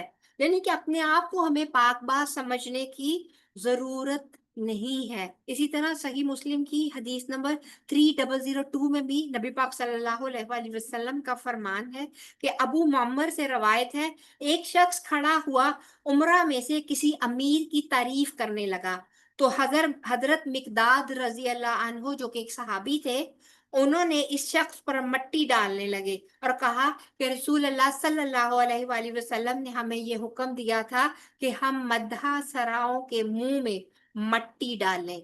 यानी कि वो शख्स जो बहुत ज्यादा बटरिंग करता हो, बहुत ज्यादा दूसरों की तारीफें और हर वक्त वो आप ये हैं और जमीन और आसमान के कलाबे मिलाए, इस चीज से मना किया गया है। क्योंकि एक तरफ तो ये है कि इसके अंदर एक हिर्स और हवस और एक लालच सी दिखाई देती है, दूसरी तरफ हम लोग अल्लाह की बजाय एक ऐसी हस्ती के अपने मफादात वाबस्ता करके उसकी तारीफ करना शुरू कर देते हैं कि जो हमारे लिए कुछ भी करने का इख्तियार नहीं रखता। लिहाजा हमें हम्द तो करनी चाहिए, मद्हा से ज्यादा परहेज करना चाहिए, लेकिन ऐसा नहीं है कि हमें बिल्कुल ही तारीफ से मना किया गया है, ऐसा बिल्कुल भी नहीं है। क्योंकि तारीफ तो हम आम रूटीन में जैसे अपने बच्चे के किसी अच्छे काम की तारीफ कर देना मोटिवेशन के लिए, ये जायज है। ठीक है। अगर किसी की एहसानमंदी के लिए हम उसकी, जैसे अम्मी ने अच्छा खाना पकाया, बीवी ने अच्छा खाना पकाया, आमन ने कोई अच्छी चीज लाकर दे दी, भाई ने अच्छा सलूक किया, उसकी तारीफ उसकी एहसानमंदी के बदले में हम लोग कर सकते हैं, मना नहीं है। मगर जहां बेवजह बेमहल आप किसी की बेमौका तारीफ करेंगे, उस तारीफ से मना किया गया है। जैसे कि आजकल बहुत ज्यादा सियासतदानों का आप देखेंगे कि उनके कितने ज्यादा सपोर्टर्स बैठे होते हैं, मीडिया टॉक में किस किस्म के उन्होंने अपने पीआर लोग बिठाए होते हैं और वो हर वक्त उनकी जमीन आसमान के कलाबे ही मिलाते चले जाते हैं। तो इस किस्म की मद्दासराई जो है वो नापसंदीदा है। फिर सवाल ये पैदा होता है कि फर्क क्या है हमद और मद्दा में। हम जो है वो सिर्फ अल्लाह ताला के लिए होती है, ठीक है, जबकि मता जो है वो मखलूक के लिए भी होती है। और अमूमन लोग जो हैं वो बादशाहों की तारीफ में कसीदे, पुराने जमाने में क्या होता था, कसीदे लिखे जाते थे। बादशाह जो है उन्होंने कोई ना कोई बंदा, कोई ना कोई اپنے لیے اپوائنٹ کیے ہوتے تھے کہ وہ بادشاہوں کی تعریف کے لیے وہاں پہ بیٹھ کر شعر و شاعری کیا کرتے تھے. آج کے دور میں ذرا ٹرینڈ چینج ہو گیا، ٹی وی پہ بیٹھ کر سیاست دانوں کی جاتی ہے. تو یہ چیزیں شروع سے تھیں جن کو کہ اسلام میں کم از کم ناپسند کیا گیا ہے. پھر آتا ہے کہ ہم کسی کے کمال کی تعریف کرنا ہے، یعنی کہ وہ کامل ہو، اس کی اس کی تمام قسم کی صفات، اس کی ہر چیز. اور ہم صرف اس کے لیے ہوتی ہے جس میں پرفیکشن ہے. ٹھیک ہے، کمال کی perfection, perfection at its best. اسی طرح حمد ایسی تعریف کو کہتے ہیں جس تعریف میں محبت اور تعظیم بھی شامل ہو. ہم لوگ جو مدح کرتے ہیں سم ٹائم اس کے اندر محبت نہیں ہوتی، اس کے اندر ادب نہیں. کوئی کبھی ڈر کے مارے کر رہا ہوتا ہے، کوئی خوف کے مارے کر رہا ہوتا ہے، کوئی ایکسٹرا آرڈنری غلوف میں آ کر کرتا ہے. ٹھیک ہے، تو وہ چیزیں جو ہے وہ حمد کے اندر نہیں ہوتی. تو اسی طرح حمد جو ہے وہ اختیاری افعال پر ہے، جیسے کہ سخاوت کرنا. تو سخاوت صحیح کسی کا ہونا وہ اللہ تعالیٰ کی طرف سے ڈالی گئی ایک صفت ہے، لیکن وہ انسان اس کو خود استعمال کرتا ہے. ڈالا تو ایک قسم اللہ نے اس کو بنایا، لیکن اس نے سخاوت خود سے کی. ٹھیک ہے، یہ سخاوت کرنا اس کا اپنا عمل ہے. ٹھیک ہے نا، اس کے پاس چوائس تھی نا کہ وہ کر بھی سکتا تھا، وہ نہیں بھی کر سکتا تھا. اس نے چوائس کیا کہ وہ کرے گا، اس لیے اس کی حمد ہوگی. لیکن ایسی چیز جو ہے وہ صرف اور صرف اللہ تعالیٰ کے لیے. ٹھیک ہے، اسی طرح جو مدح ہے وہ اضطراری افعال پر ہے، یعنی جیسے کسی کا دراز قامت ہونا، خوش شکل ہونا، یہ اس کا اپنا عمل تو نہیں ہے. تو ایسے افعال پر جو تعریف کی جائے گی وہ مدح کہلائے گی. تم بہت خوبصورت ہو، تو یہ کیا کی ہم نے اس کی مدح کر دی. یا کیا ہم لوگ کہہ دیں گے اس کا جو بہت لمبا قد ہے، وہ دیکھو وہ کتنا سب کے درمیان میں لمبا نظر آ رہا ہے، تو وہ کیا ہے؟ وہ اس کا اپنا اس نے خود سے تو لمبا کیا نہیں، اللہ تعالیٰ کی طرف سے دینا. تو یہاں پہ اس کی مدح ہو گئی، لیکن یہ کہیں نہ کہیں جا کے پیچھے اللہ تعالیٰ سے جڑ گئی. پھر آگے ہم دیکھیں گے کہ الحمد جو ہے اس کا جو مفہوم ہے، اس کا میننگ ہے، یہ بہت زیادہ وسیع ہے. الحمد کا سب سے پہلے تو یہ کہ دیکھیں یہ کلمہ تعریف ہے. اس کی الحمدللہ ایک تعریف کا کلمہ ہے. ہم لوگ اللہ تعالیٰ کی تعریف کرنے کے لیے یہ استعمال کرتے ہیں. تو اب تعریف کرنے کے لیے بھی کچھ وجوہات ہوتی ہیں. بندہ کس وجہ سے دنیا میں انسان کون سی وجہ ہے جس کی وجہ سے انسان کسی کی تعریف کر سکتا ہے. تعریف کرنے کے لیے کبھی ایک وجہ ہوتی ہے، کبھی دوسری ہوتی ہے، کبھی تیسری. اس میں سب سے پہلی ہوتی ہے کہ ذات اور صفات میں کامل ہونا. ٹھیک ہے، اس کے اندر اس قدر صفات ہیں، اتنی اور اتنی کمپلیٹ ہیں کہ ہم لوگ وہ کہیں گے کہ جی واہ واہ کیا کام ہے. جیسے فرض کریں کوئی قرات بہت ہی اچھی کرتے ہیں، جیسے قاری سدیش صاحب ہیں اور ہیں، تو ہم کہیں گے کہ ان کی یہ ایک صفت کمال کی ہے، تو ہم لوگ ان کی تعریف کر رہے ہوں گے.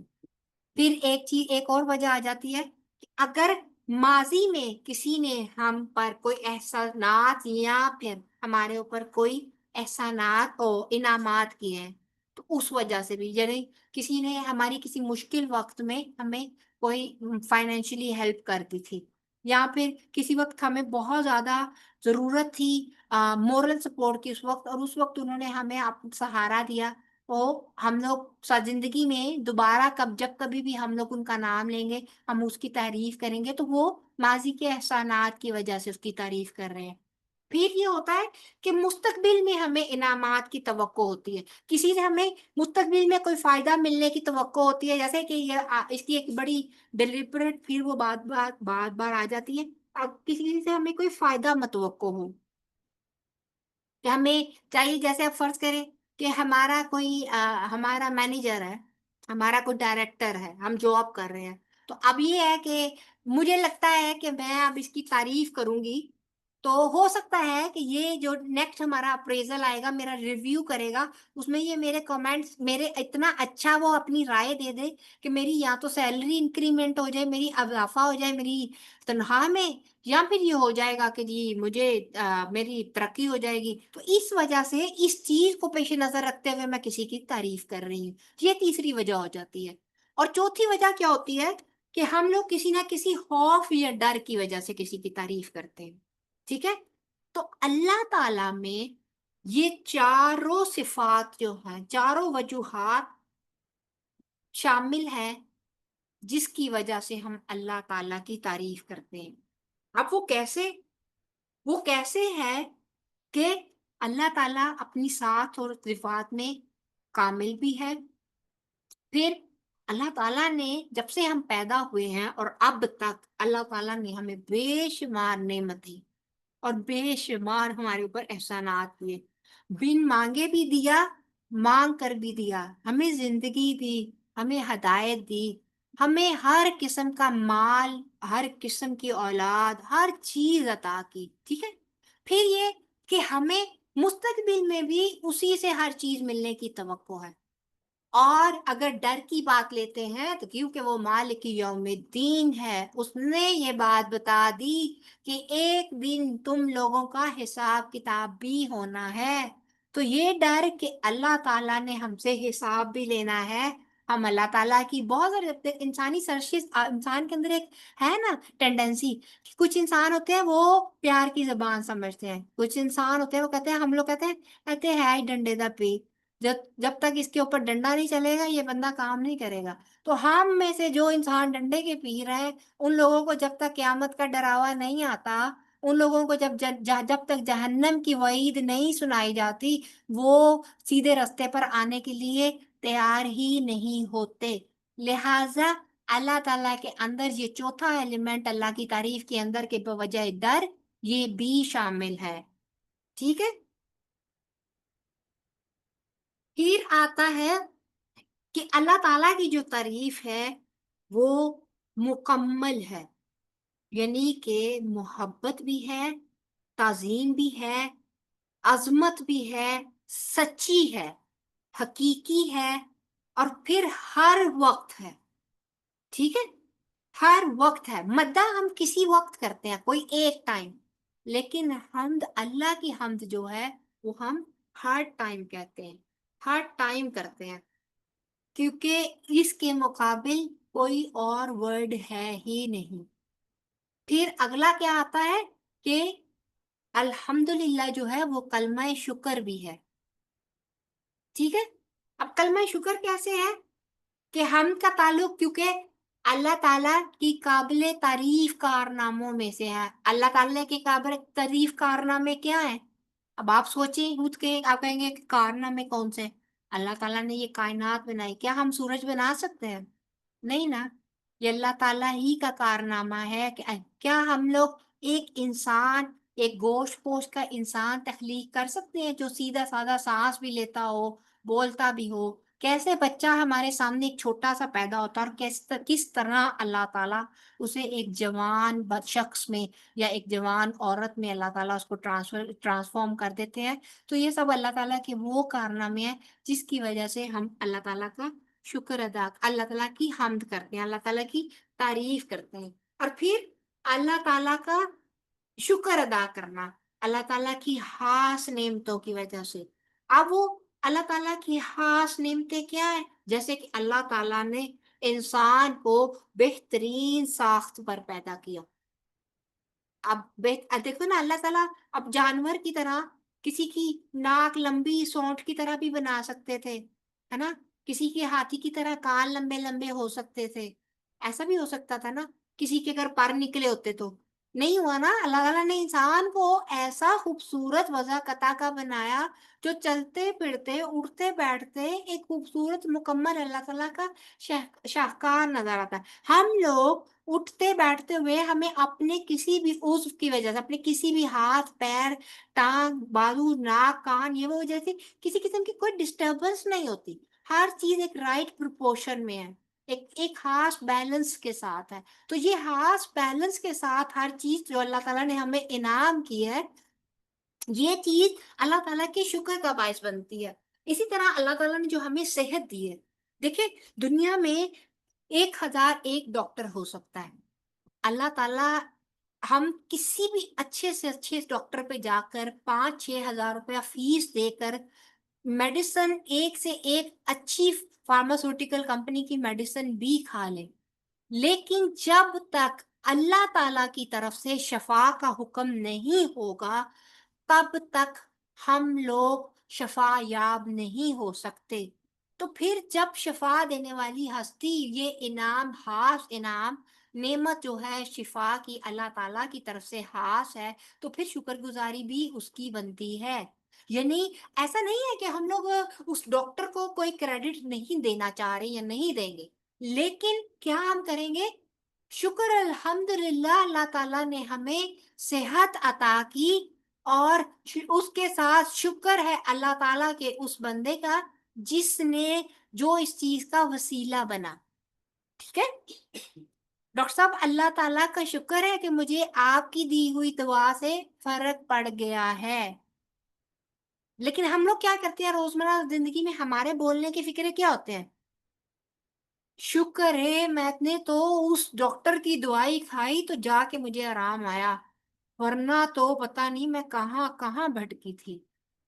اس ساری گفتگو میں، اور وہ گفتگو جو میں نے ابھی 2-4 فکرے پہلے بولے تھے، آپ بتائیں کہ شکر کا پہلو کس میں کس طرف نسبت زیادہ جاتی ہے؟ دوسری والی چیز میں ڈاکٹر کی طرف چلی گئی نا صرف ساری نسبت، اور پہلا فکرہ جس میں آپ اللہ تعالیٰ کا شکر ادا کرتے ہوئے ڈاکٹر صاحب کو وسیلہ بنا کر اس کا شکریہ ادا کرتے ہیں، وہ زیادہ بہتر اور زیادہ مستحب ہے، زیادہ پسندیدہ ہے. اسی طرح حضرت عباس رضی اللہ عنہ بہت ہی جلیل القدر صحابی تھے، ان سے روایت ہے، فرمایا کہ الحمدللہ ایک شکر گزار کا کلمہ ہے. اسی طرح اللہ تعالیٰ نے قرآن پاک میں بھی جگہ بہ جگہ اپنے انبیاء علیہ السلام کو بھی شکر کا کلمہ سکھایا. دیکھیں اتنی بڑی چیز ہے کہ انبیاء کو بھی اللہ تعالیٰ نے جب بھی کوئی کام کرنے کا، کوئی بڑا کام، کوئی بڑا مشن دیا، ساتھ ہی اللہ تعالیٰ نے شکر گزاری کا بھی حکم دے دیا. جیسے کہ نوح علیہ السلام کو جب اللہ تعالیٰ نے کشتی پر چڑھنے کا حکم دیا تو اللہ تعالیٰ نے ساتھ ہی ان سے یہ بھی کہہ دیا کہ شکر گزاری بھی کرو. اور سورہ مومنین کی آیت نمبر 28 میں آتا ہے کہ پھر جب تو اور جو تیرے ساتھ ہے کشتی پر چڑھ بیٹھو تو کہو اللہ کا شکر ہے جس نے ہمیں ظالموں سے نجات دی. اسی طرح ابراہیم علیہ السلام کو بھی اللہ تعالیٰ نے فرمایا کہ اللہ کا شکر ہے جس نے مجھے اتنی بڑی عمر میں اسماعیل اور اسحاق علیہ السلام بخشے، بے شک میرا رب دعاؤں کو سننے والا ہے. یہ ابراہیم آیت نمبر 39 ہے. اسی طرح داؤد علیہ السلام اور سلیمان علیہ السلام نے بھی یہی کہا. النمل کی آیت نمبر 15 ہے کہ ہم نے داؤد اور سلیمان کو علم دیا اور وہ کہنے لگے اللہ کا شکر ہے جس نے ہمیں بہت سے ایماندار بندوں پر فضیلت دی. پھر اسی طرح نبی پاک صلی اللہ علیہ وآلہ وسلم نے بھی فرمایا اور کہہ دو سب تعریفیں اللہ کے لیے ہیں جس کی نہ کوئی اولاد ہے، نہ کوئی اس کا سلطنت میں شریک ہے، اور نہ کوئی کمزوری کی وجہ سے اس کا مددگار ہے، اور اس کی بڑائی بیان کرتے رہو. یہ سورہ بنی اسرائیل آیت نمبر 111 ہے. اسی طرح اہل جنت، اللہ تعالیٰ ہمیں ان اہل جنت میں کرے. ان کا بھی کلمہ کیا ہوگا؟ سورہ فاتر آیت نمبر 34 میں کہتے ہیں، وہ کہیں گے کہ اللہ کا شکر ہے جس نے ہم سے غم دور کر دیا، بے شک ہمارا رب بخشنے والا قدردان ہے. اسی طرح آتا ہے یونس 10 میں کہ اس جگہ ان کی دعا یہ ہوگی کہ اے اللہ تیری ذات پاک ہے. وہاں ان کا باہمی تحفہ سلام ہوگا اور ان کی دعا کا خاتمہ اس بات پر ہوگا کہ سب تعریف اللہ کے لیے ہے جو سارے جہان کا پالنے والا ہے. یہ اہل جنت جو ہیں جنت میں داخل ہو کر وہاں پر آپس کی جو ان کی گفتگو ہوگی اس کا بتایا گیا ہے، ان کی گفتگو کا آغاز آپس میں کس طرح ہوا کرے گا۔ پھر آتا ہے کہ حمد کی کچھ شرائط ہیں۔ دیکھیں ہم کہتے تو ہیں نا کہ حمد کرنی چاہیے، حمد کس طرح کرنی چاہیے، کس طرح پتا چلے گا کہ ہم لوگ ایک سچی اور اچھی اور مخلص حمد کر رہے ہیں؟ سب سے پہلے تو یہ ہے کہ اللہ تعالیٰ نے جو ہمیں چیزیں عطا فرمائی ہیں، ہمیں اس چیز کا پوری طرح اس چیز کو ہمیں سمجھ ہونی چاہیے، ہمارے اندر اس چیز کا ادراک ہونا چاہیے، ہمیں اس چیز کو اکنالج کرنا ہے کہ اللہ تعالیٰ نے ہمیں یہ چیزیں عطا کی ہیں۔ اللہ تعالیٰ کی نعمتوں کی اکنالجمنٹ جو ہے وہ سب سے پہلی شرط ہے۔ دیکھ ہم سانس لے رہے ہیں نا، اللہ تعالیٰ کی نعمت ہے، کبھی ہم نے اس چیز کو اکنالج نہیں کیا، کبھی ہم نے اس چیز پر اللہ تعالیٰ کا شکر نہیں کیا۔ شکر ہے اللہ پاک، سانس آ اور جا رہی ہے آسانی کے ساتھ۔ دیکھیں وہ دمے کے جو مریض ہے نا، اس سے پوچھے کہ تمہاری سانس کا کیا عالم ہے، اس سے پوچھے کہ تم سانس کیسے لیتے ہو، تو یہ سانس کے آنے جانے کا جو وہ ہمیں بتائے گا کہ اس کی قدر و قیمت کیا ہے۔ کوئی دیکھ نہیں سکتا تو اس سے پوچھے کہ نظر نہ ہونے کا مطلب کیا ہوتا ہے۔ کیا ہم نے کبھی شعوری طور پہ ان چیزوں کو اکنالج کیا؟ کبھی ہم نے بیٹھ کے کہا شکر الحمدللہ اللہ پاک تو نے ہمیں 2 آنکھیں دی۔ اب دیکھیں ہم لوگ عورتیں ہونے کی حیثیت سے نا، میں عورتوں کی اس لیے بات کرتی ہوں کیونکہ ہم عورتیں آپس میں اس وقت قرآن پاک کو سمجھ رہی ہیں۔ تو دیکھیں ہم لوگ کہتے ہیں نا، اے اللہ دیکھو فلاں عورت کی کتنی خوبصورت آنکھیں ہیں، مجھے تو اللہ میاں نے چنی چنی آنکھیں دے دی ہیں، میرے تو ہونٹ ہی نہیں، دیکھو اس کا کتنا اچھا پاؤٹ بنتا ہے، میرے تو ہونٹ ہی نہیں اچھے ہیں۔ کتنی ہم باتیں کرتے ہیں، میری تو ناک اتنی موٹی اور بدی ہے، لیکن کبھی یہ بات اکنالج نہیں کرتے کہ شکر الحمدللہ ان آنکھوں سے دیکھ سکتے ہیں، اس ناک سے سونگھ سکتے ہیں، سانس لے سکتے ہیں، ان ہونٹوں سے ہم لوگ جو ہیں بول سکتے، مطلب ان ہونٹوں کو ہلنے سے کرنے سے، یا یہ ہونٹ ہمارے منہ پر ایک خوبصورتی کی علامت ہے، ہم لوگ کبھی نہیں اس چیز کو لیتے۔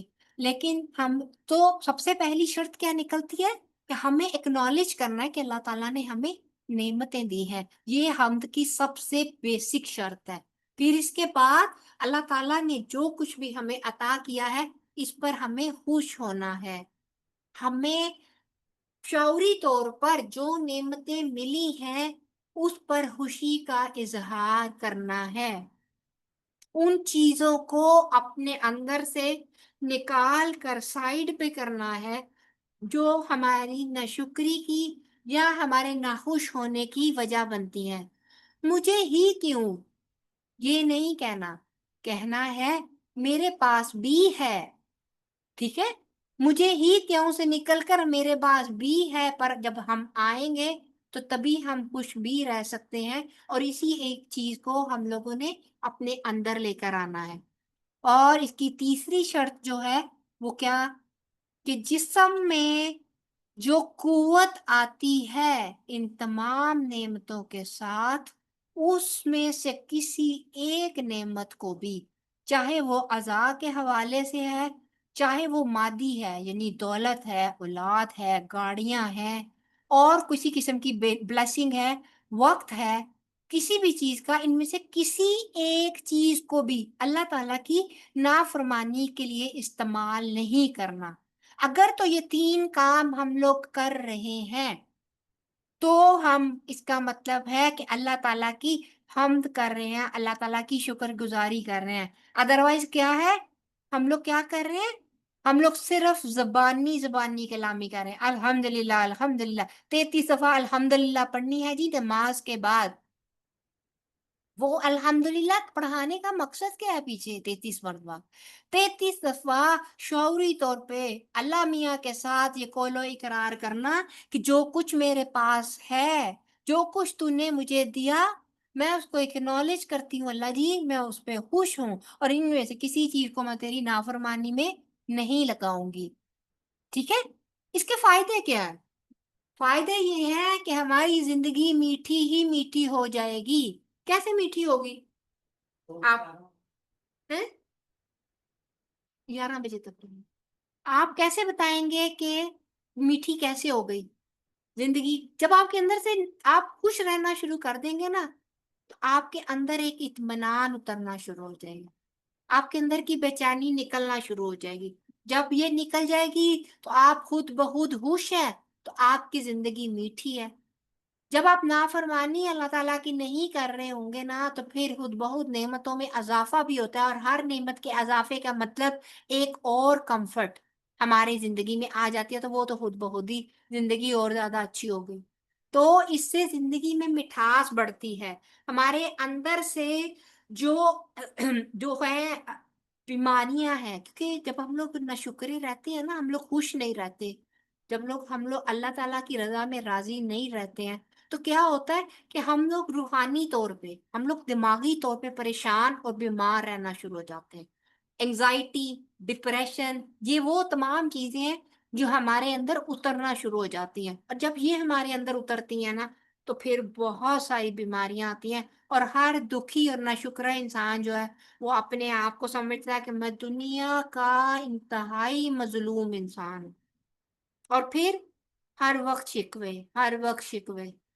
اور اگر ہم لوگ خوش رہنا شروع کر دیں گے، اللہ تعالیٰ کی رضا میں راضی رہنا شروع کر دیں گے تو پھر بیماری بھی خود بخود ختم ہو جائے گی، دوسروں کے ساتھ تعلقات بھی بحال ہونے شروع ہو جائیں گے، کیونکہ پھر ہم لوگ ایکسپیکٹیشنز جو ہوتی ہیں نا پھر صرف اللہ اور تعالیٰ کے ساتھ رہ جاتی ہیں، بندوں سے ایکسپیکٹیشنز نکل جاتی ہیں، پھر کوئی آپ کے لیے کچھ کرے یا نہ کرے آپ کو برا نہیں لگتا، کوئی آپ کے قریب ہے یا نہیں ہے آپ کو دکھ نہیں ہوتا، کوئی آپ کو پوچھے گا یا نہیں پوچھے گا فرق نہیں پڑتا، آپ کو تنہائی زیادہ عزیز ہونا شروع ہو جاتی ہے، لہٰذا یہ اس کا بہت بڑا پلس پوائنٹ ہے۔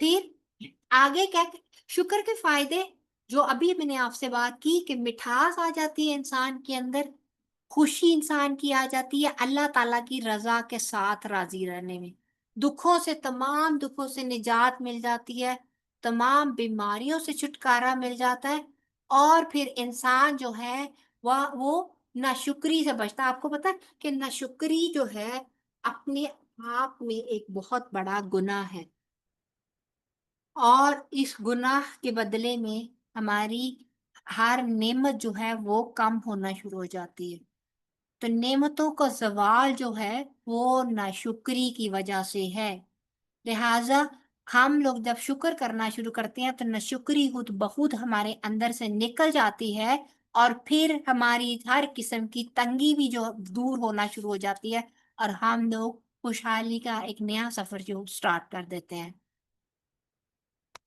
ٹھیک ہے، اس کے بعد آتا ہے کہ الحمدللہ جو ہے وہ کلمہ ذکر بھی ہے۔ الحمدللہ کا تیسرا جو درجہ ہے، یعنی کہ یہ تیسری چیز جو ہم لوگ اب ڈسکس کرنے جا رہے ہیں وہ کلمہ ذکر ہے، کہ ہر وقت انسان کی زبان پر پھر اللہ کا ذکر رہتا ہے، اللہ کا ذکر رہنا چاہیے۔ اور اسی طرح نبی پاک صلی اللہ علیہ وآلہ وسلم کی ایک حدیث بھی ہے کہ الحمدللہ کہنا بہت عظیم عمل ہے، اور اس میں صحیح مسلم حدیث نمبر 3805 میں نبی پاک صلی اللہ علیہ وآلہ وسلم فرماتے ہیں کہ اگر اللہ کسی شخص کو نعمتیں دے اور وہ اس پر الحمدللہ کہہ دے تو یہ الحمدللہ ان تمام نعمتوں سے افضل ہے، یعنی الحمدللہ کہنا اپنے آپ میں خود ایک افضل ترین عمل اور ایک افضل ترین نعمت ہے جو انسان کو میسر آ جاتی ہے۔ پھر ایک دوسری روایت ہے صحیح مسلم کی 223 کہ الحمدللہ جو ہے وہ پورے میزان کو بھر دیتا ہے۔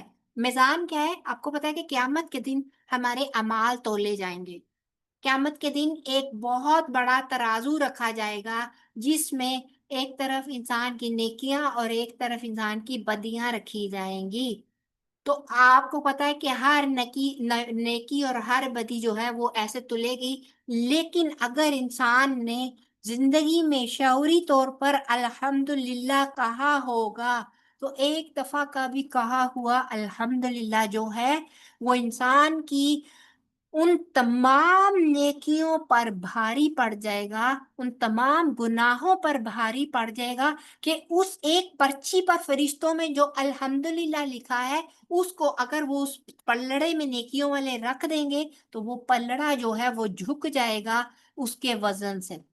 ٹھیک ہے. پھر آتا ہے جو الحمدللہ ہے وہ بہترین دعا ہے. الحمدللہ کہنے سے، شکر ادا کرنے سے نعمتوں کو دوام ملتا ہے. دوام کیا ہوتا ہے؟ ہمیشگی بڑھتی ہیں، ہمیشہ ہمیشہ پاس رہتی ہیں. وہ ہم لوگ کہتے ہیں نا کہ ہم نے ایک پروٹیکشن پلان لیا ہے، یہ میری وہ ہے. آج کل ہم لوگ وہ کراتے ہیں بہت زیادہ بیمہ پالیسیاں، ہے نا. یہ میری میڈیکل پالیسی ہے، یہ میری لائف انشورنس ہے، یہ میری وہ ہے جس میں ہم لوگ ساری عمر دے دے دے دے کے پیسے اور اینڈ میں چند لاکھ کی رقم اکٹھی کرتے ہیں. وہ بھی کیا ہوتا ہے؟ مرنے کے بعد ملنا. تو یہ وہ بیمہ پالیسی ہے، یہ اللہ تعالیٰ کی طرف سے ہمیں وہ پالیسی دی گئی ہے کہ تم الحمدللہ کہو. یہ وہ کرنسی ہے اللہ تعالیٰ کے ہاں جمع کراؤ، اس کا ریٹرن آپ کو مرنے تک کا انتظار صرف نہیں کرنا، زندگی میں بھی اس کا ریٹرن آپ کو ملتا جائے گا ساتھ ساتھ کہ اللہ تعالیٰ آپ کی نعمتوں کو ہمیشگی دیں گے، آپ کی نعمتوں کو بڑھوتی ملے گی. اور مرنے کے بعد جیسے کہ دیکھا کہ میزان میں تلنے والی سب سے بھاری چیز ہے. تو دیکھیں کوئی پروٹیکشن پالیسی ایسی ہے دنیا میں، کوئی بھی انشورنس ایسی ہے جو آپ کو اس دنیا کے دونوں اینڈ پہ آپ کو پروٹیکٹ کرتی ہو، دنیا میں بھی اور آخرت میں بھی. کچھ میڈیکل پالیسیز ہوتی ہیں کہتے ہیں کہ آپ کو دنیا میں ہی جب تک آپ زندہ ہیں آپ بیمار ہو جائیں گے تو اتنے % آپ کا ہم پے کریں گے، کرتے ہیں نا. جیسے ہی مرو گے مرنے کے بعد آپ کی وہ پالیسی ختم، کیونکہ آپ مر گئے، ڈیتھ سرٹیفکیٹ آپ کا دکھا دیا جاتا ہے، آپ کی وہ پالیسی کینسل ہو جاتی ہے. ایسے ہی ہوتا ہے نا. لیکن اللہ تعالیٰ نے یہ ایک ایسی پالیسی ہمیں دے دی کہ آپ اس کو پڑھو. اللہ تعالیٰ نہ صرف یہ کہ اسٹمپ کر کے ایک پیس آف پیپر آپ کے نامہ اعمال میں آخرت کے لیے رکھ کر ایک پیس آف پیپر اس دنیا میں آپ کی نعمتوں کے بڑھوتی کے طور پہ آپ کے ہاتھ میں دے دیتے ہیں کہ دس از واٹ یو ڈیزرو. اسی طرح قرآن پاک میں اللہ تعالیٰ کا وعدہ ہے لَإِن شَكَرْتُمْ لَأَزِيدَنَّكُمْ. ابراہیم آیت نمبر 7 کا ایک پارٹ ہے یہ کہ اگر تم شکر کرو گے تو یقیناً میں تمہیں مزید دوں گا. تو آپ کو پتا کہ اللہ تعالیٰ سے زیادہ تو اپنے وعدوں کا سچا کوئی ہے ہی نہیں. اللہ تعالیٰ نے کو جو کچھ کہا اللہ تعالیٰ اس کے خلاف نہیں کرتا. ایسا ہے نا. اور نبی پاک صلی اللہ علیہ وآلہ وسلم نے بھی فرمایا صحیح مسلم 2734 میں کہ اللہ تعالیٰ اس بات کو پسند کرتے ہیں کہ بندہ ہر دفعہ کوئی چیز کھانے والی ہو یا پینے والی اس پر الحمدللہ کہے، کیونکہ وہ کیا بن جاتا ہے وہ چیز آپ کے لیے شفا بھی بن جاتی ہے، آپ کے لیے صحت بھی بن جاتی ہے، آپ کے لیے طاقت بھی بن جاتی ہے، اور پھر آخرت کا ثواب تو ہے ہی ہے. اور پھر سب سے بڑی بات یہ وہ چیز آپ کا سنت طریقے سے استعمال کی ہوئی بن جاتی ہے، کیونکہ نبی پاک صلی اللہ علیہ وآلہ وسلم کا طریقہ تھا کہ وہ بسم اللہ سے سٹارٹ کرتے اور الحمدللہ پر ختم کرتے. پھر آتا ہے کہ یہ ایک کلمہ شفا بھی ہے. اب کلمہ شفا کیسے ہے؟ اس طرح ہے کہ یہ کلمہ جو ہے مومن کی تربیت کرتا ہے. اب کیسے تربیت کرتا ہے مومن کی؟ کہ مومن کے اندر جب اللہ تعالیٰ کی شکر گزاری پیدا ہو جانا شروع ہو جاتی ہے نا تو بندہ پھر تہہ دل سے اللہ تعالیٰ کی ہر نعمت کا اعتراف کرنا شروع ہو جاتا ہے. اس سے کیا ہوتا ہے کہ انسان کے اندر سے تکبر نکل جاتا ہے. انسان کے پاس جو بھی نعمت ہوتی ہے وہ اس کو اللہ تعالیٰ کے ساتھ منسوب کرتا ہے. میں نکل جاتی ہے، یہ میرا ہے. نہیں، یہ میرا نہیں ہے. جب انسان شکر گزاری کر رہا ہوتا ہے یہ اللہ کی دین ہے، یہ کانسیپٹ انسان کے اندر ڈیولپ ہونا شروع ہو جاتا ہے. پھر کہتے ہیں وما توفیقی الا باللہ، نہیں میری یہ توفیق مگر اللہ ہی کی وجہ سے یا اللہ ہی کی طرف سے. پھر انسان کے اندر یہ جذبہ آنا شروع ہو جاتا ہے، میں پڑھ رہی ہوں یہ میرا کمال نہیں ہے، یہ اللہ تعالیٰ کی توفیق ہے. میں پڑھا رہی ہوں یہ میرا کمال نہیں ہے، یہ اللہ تعالیٰ کی توفیق ہے. میں آج نعمتوں میں ہوں، میرا کمال نہیں ہے، میری محنت نہیں تھی، یہ اللہ تعالیٰ کی طرف سے اس کا فضل تھا. فضل کیا ہوتا ہے بھلا؟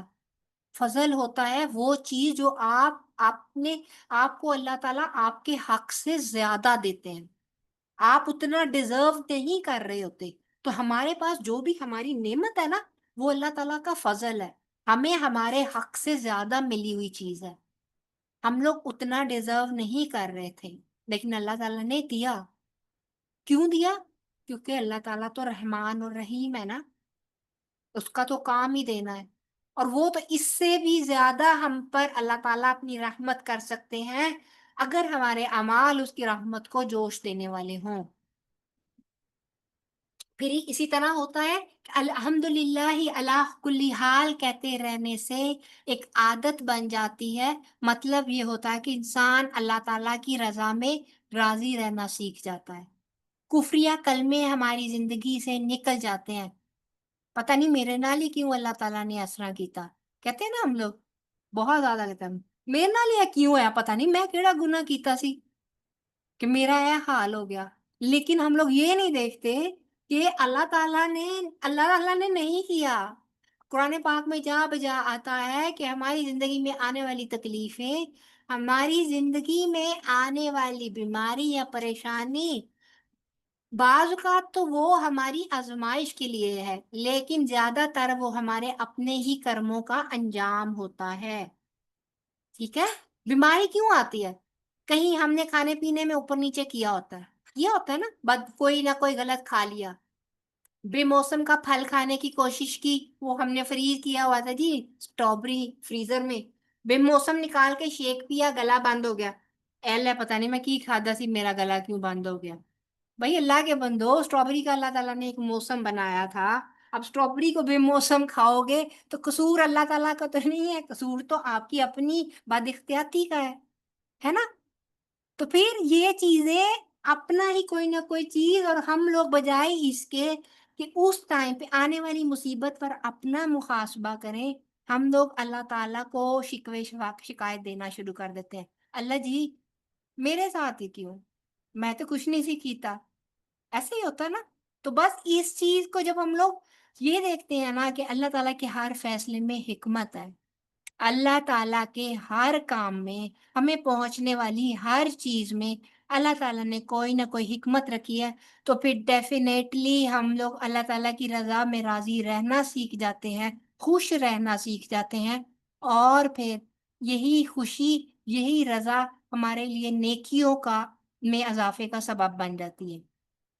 پھر پہلے میں نے بتایا کہ ناشکرا پن بہت ساری نفسیاتی اور روحانی بیماریوں کا باعث بن جاتا ہے، اور اسی طرح شکر کرنے سے انسان کو مصیبتوں کے وقت استقامت ملتی ہے.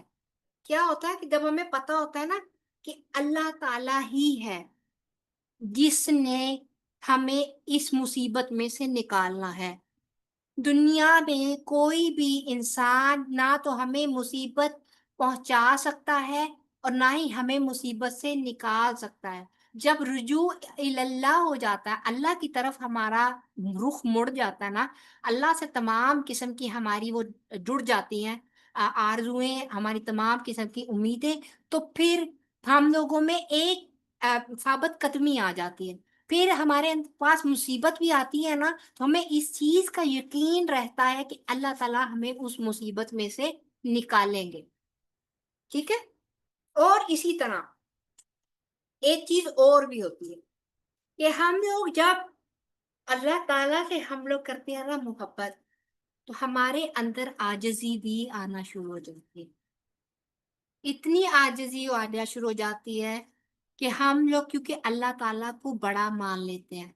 جب آپ اللہ تعالیٰ کو بڑا مان لیتے ہیں نا، تو اپنے آپ کو جب ہم لوگ اللہ تعالیٰ کے سامنے چھوٹا کر لیتے ہیں تو پھر اللہ تعالیٰ سے ایسی محبت پیدا ہوتی ہے، ایسی محبت پیدا ہوتی ہے کہ پھر دل سے اللہ تعالیٰ کی شکر گزاری، اللہ تعالیٰ کی حمد، ہمارے اللہ تعالیٰ کی تعریف ہمارے دل سے نکلتی ہے۔ اور آتا ہے نا کہ اگر تمام درخت بھی قلم بن جائیں اور تمام سمندر بھی سیاہی بن جائے تو بھی اللہ تعالیٰ کی تعریف کے کلمات جو ہیں وہ بیان نہیں کیے جا سکتے، تو بھی وہ کم پڑ جائیں گے۔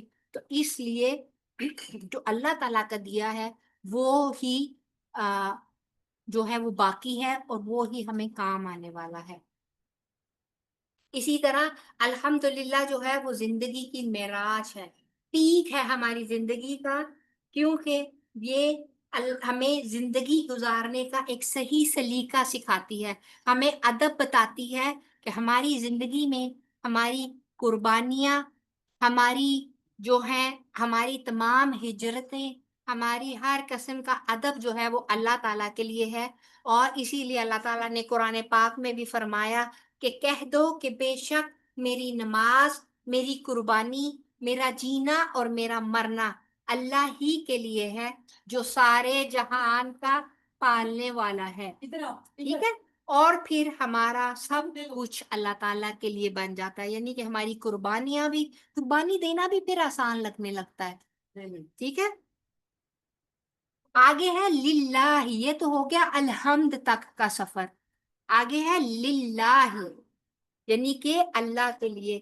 اب یہ آگے مزید کافی زیادہ ڈیٹیل میں ہے، ابھی ہم نے صرف آج ایک لفظ کو پڑھا اور آپ دیکھ لیں کہ ہمارا 1.5 گھنٹہ جو ہے آلموسٹ ہونے والا ہے، کیونکہ میں نے اب کافی زیادہ بول دیا، کافی زیادہ آپ کے ساتھ شیئرنگ کی، تو اب مجھے لگتا ہے کہ آخری 5 منٹ اگر اب آپ لوگ میرے ساتھ شیئرنگ کریں اور باقی کی آیا انشاءاللہ تعالی ہم لوگ نیکسٹ ٹائم کور کریں گے، تو آپ لوگ وہ اب اپنا ایک ایک کر کے مائک لیں، کیونکہ آگے ابھی مزید کافی زیادہ ہے، اگر میں اب مزید آگے کرانے لگوں گی تو مزید 1 گھنٹہ اور مجھے چاہیے آپ لوگوں کو رب العالمین تک پہنچنے کے لیے۔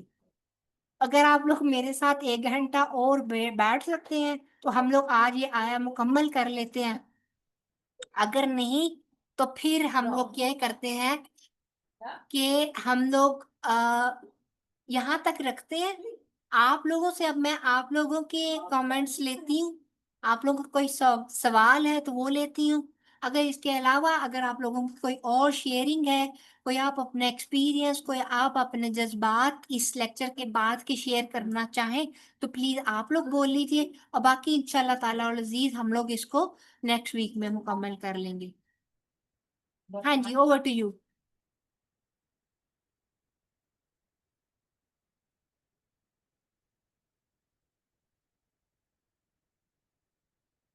جی بولیے، کوئی کچھ کہنا چاہے گا؟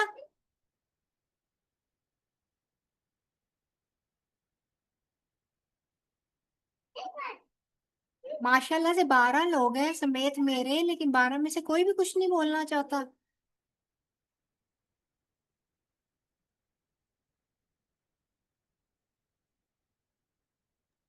جنہیں آپ کو کچھ بھی نہیں سمجھ آئی؟ جی السلام علیکم ورحمۃ اللہ وبرکاتہ۔ وعلیکم السلام ورحمۃ اللہ وبرکاتہ۔ جی بولیے اسمینا جی۔ جی میڈم، سب سے پہلے تو اللہ تعالیٰ کا یہ شکر تھوڑا ادا اونچا بولنے کی آپ کی آواز بہت آہستہ آ رہی ہے۔ جی سب سے پہلے تو اللہ تعالیٰ کا یہ شکر ادا کرنا ہے کہ اللہ تعالیٰ نے ہمیں اس کلام سے جوڑا ہے، اس کا جتنا شکر ادا کیا جائے کام میں، کہ الحمدللہ۔ ہمیں یہ قرآن پاک سمجھنے کا موقع دیا ہے، اور آپ جیسے اچھے استاد جنہوں نے اتنی تفصیل سے ایک لفظ کی اتنی ڈیٹیل بتائی ہے جو ہم اس چیز سے اتنا واقف نہیں تھے، تو اللہ تعالیٰ کی ذات کا لاکھ لاکھ شکر ہے۔ یہ شکر گزاری کے جذبات ہیں، تو الحمدللہ۔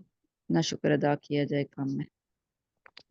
بس یہی کہنا چاہوں گی کہ اللہ تعالیٰ کی توفیق ہی ہے، اور جڑے رہیے گا، کیونکہ اس کو ڈیٹیل سے سمجھنے میں جو مزہ ہے وہ تیزی سے پورا ایک رکوع ایک دن میں تیزی سے 4 الفاظ کے ساتھ کرنے میں وہ مزہ نہیں آئے گا آپ لوگوں کو۔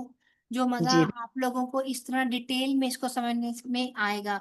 इस तरह थोड़ा टाइम तो हमें लगेगा, लेकिन इंशाल्लाह ताला जब आप लोग एक दफ़ा कुरान से थ्रू हो जाएंगे, तो समेत मुझे ये यकीन है कि हम लोग सही मानों में अल्लाह ताला के करीब भी इंशाल्लाह अल्लाह ताला की तौफीक से हो जाएंगे और वाकई एक मुसलमान बनने की सही कोशिश कर पाएंगे।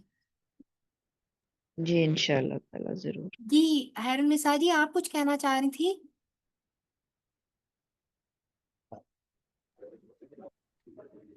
मैं कहना चाह रही हूँ, आप इतना अच्छा बोल रही हैं, सुन के मजा आ रहा है, अच्छा लग रहा है। लेकिन मैं ये भी चाहूंगी ना, मुझे आपकी आवाजें भी सुनना अच्छा लगता है। आपकी तरफ से कही गई बातें, आपकी तरफ से बोले गए अल्फाज, ये ना सिर्फ ये कि मेरे लिए मोटिवेशन बनती है, बल्कि मुझे ये इस चीज का, मैंने लास्ट में भी कहा था कि मुझे इस चीज का थोड़ा सा अंदाजा होता है कि आप लोगों को मेरे बताने का कितना समझ में आया। मुझे खुद को भी इम्प्रूव करने का मौका मिलता है, और दूसरा ये है कि मुझे भी सेटिस्फेक्शन मिलती है कि आप लोगों के अंदर कितना उतरा। क्योंकि ये सिर्फ आपको इंफॉर्मेशन देना जो है वो काम नहीं है। मेरा दिल ये चाहता है कि ये हमारे अमल में ढले। अमल में ढालना जो है वो मेरा मकसद है, मेरे भी अमल में आए, आप लोगों के भी अमल में आए। ठीक है रुनिसा जी, बहुत शुक्रिया। आपको अच्छा लगा, लेकिन अच्छा लगेगा कि अमली तौर पे जो आपने इतनी सी बात में सीखा, अगर आप वो भी शेयर करें तो वो मेरे लिए भी अच्छा होगा, क्योंकि आप लोगों से मैं भी सीखूंगी और बाकी साथी भी उससे फायदा उठाएंगे, क्योंकि हर एक के लेने का अंदाज डिफरेंट होता है। एक पॉइंट जो आपने सोचा या समझा होगा, कोई दूसरा उससे उसको एक डिफरेंट एंगल से, डिफरेंट अंदाज से समझता है। तो अच्छा लगेगा अगर आप सब अपना डिफरेंट डिफरेंट बातें अगर आप लोग अपनी शेयर करेंगे तो।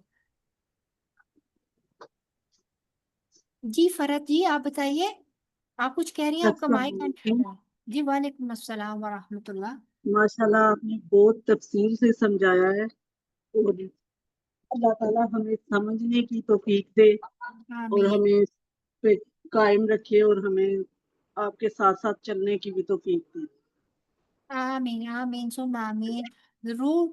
बस ऐसा है कि हर रोज में से आप अपने लिए बस, मैं नहीं कहती कि बहुत सारी इल्मी बातों को आप याद रखें, लेकिन इतना बोलने और समझाने का मकसद सिर्फ यही है कि आप इसमें से अपने लिए अमल उठाते जाएं। अल्लाह मोटी ताला मोटी हमें इस पर बातें अमल याद रख। करने की तौफीक दे। हाँ जी बिल्कुल। आज का अमल और आज के लिए होमवर्क यही है आप लोगों का, कि जिस वक्त भी आप नमाज पढ़ेंगे और जहां भी अल्हम्द आती है अल्हम्दुलिल्लाह, जब भी आप नमाज के बाद की तस्बीह करेंगे, जब भी आप कुछ खाने लगेंगी, कुछ पकाने लगेंगी, कोई भी आप नेमत इस्तेमाल करने लगेंगी, तो अल्लाह ताला का दिल से शुक्र अदा कीजिएगा कि अल्लाह ताला ने वो नेमत आपकी जिंदगी में रखी, अल्लाह ताला ने वो आपको अता किया।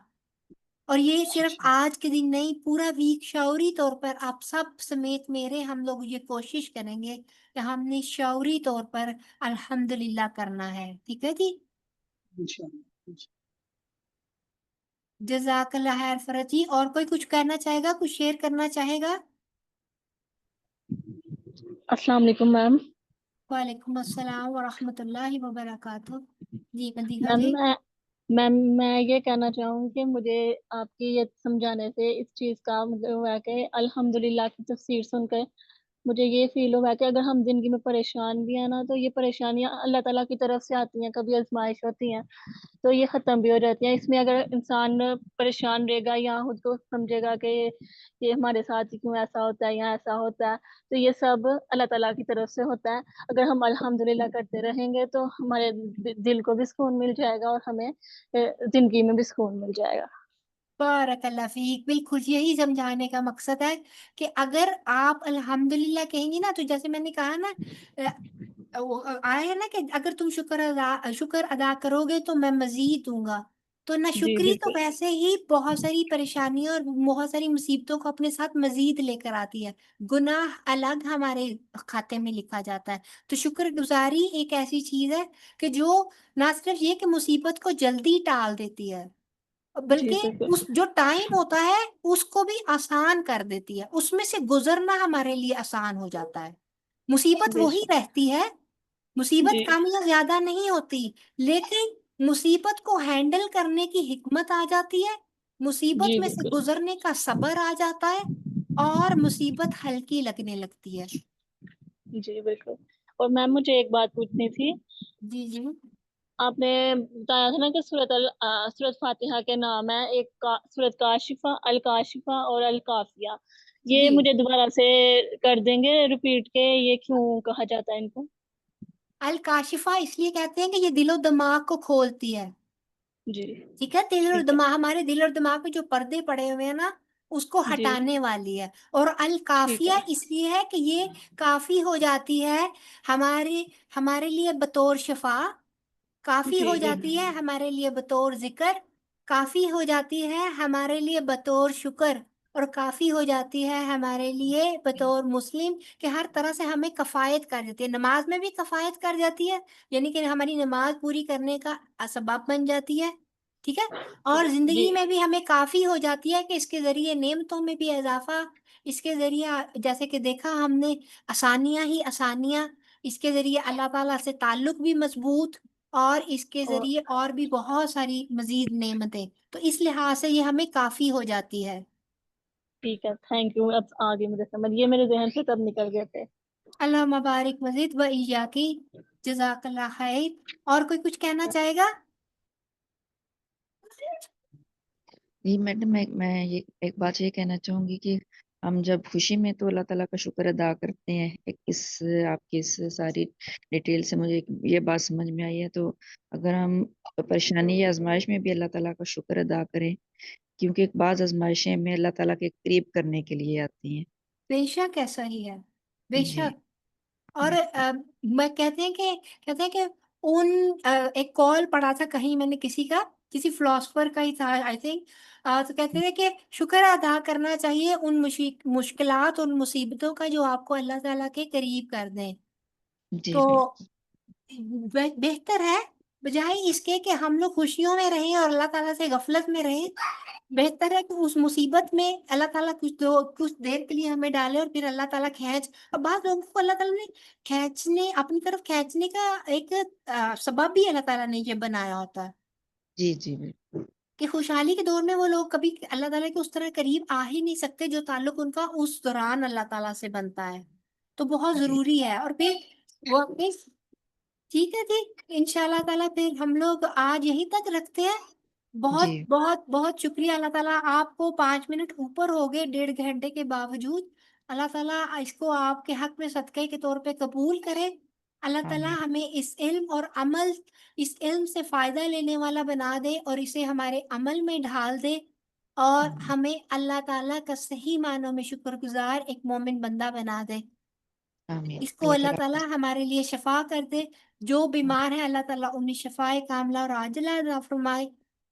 جو اس کلام سے دور ہیں اللہ تعالیٰ ان کو ہدایت کی طرف رہنمائی عطا فرمائے. اور جو اس رستے پر آ گئے ہیں اللہ تعالیٰ انہیں استقامت عطا فرمائے. اور اللہ تعالیٰ ہم سب کو اس کلام سے جڑے رہنے کی توفیق عطا فرمائے. کل انشاءاللہ تعالیٰ نیکسٹ وینسڈے آپ کے تجوید کے سبق کے ساتھ دوبارہ حاضر ہوں گے. تب تک کے لیے اپنا سب کا بہت زیادہ خیال رکھیے گا. سبحانک اللہم و بحمدک، نشہد ان لا الہ الا انت، نستغفرک و نتوب الیک. السلام علیکم ورحمۃ اللہ وبرکاتہ. وعلیکم السلام ورحمۃ اللہ وبرکاتہ.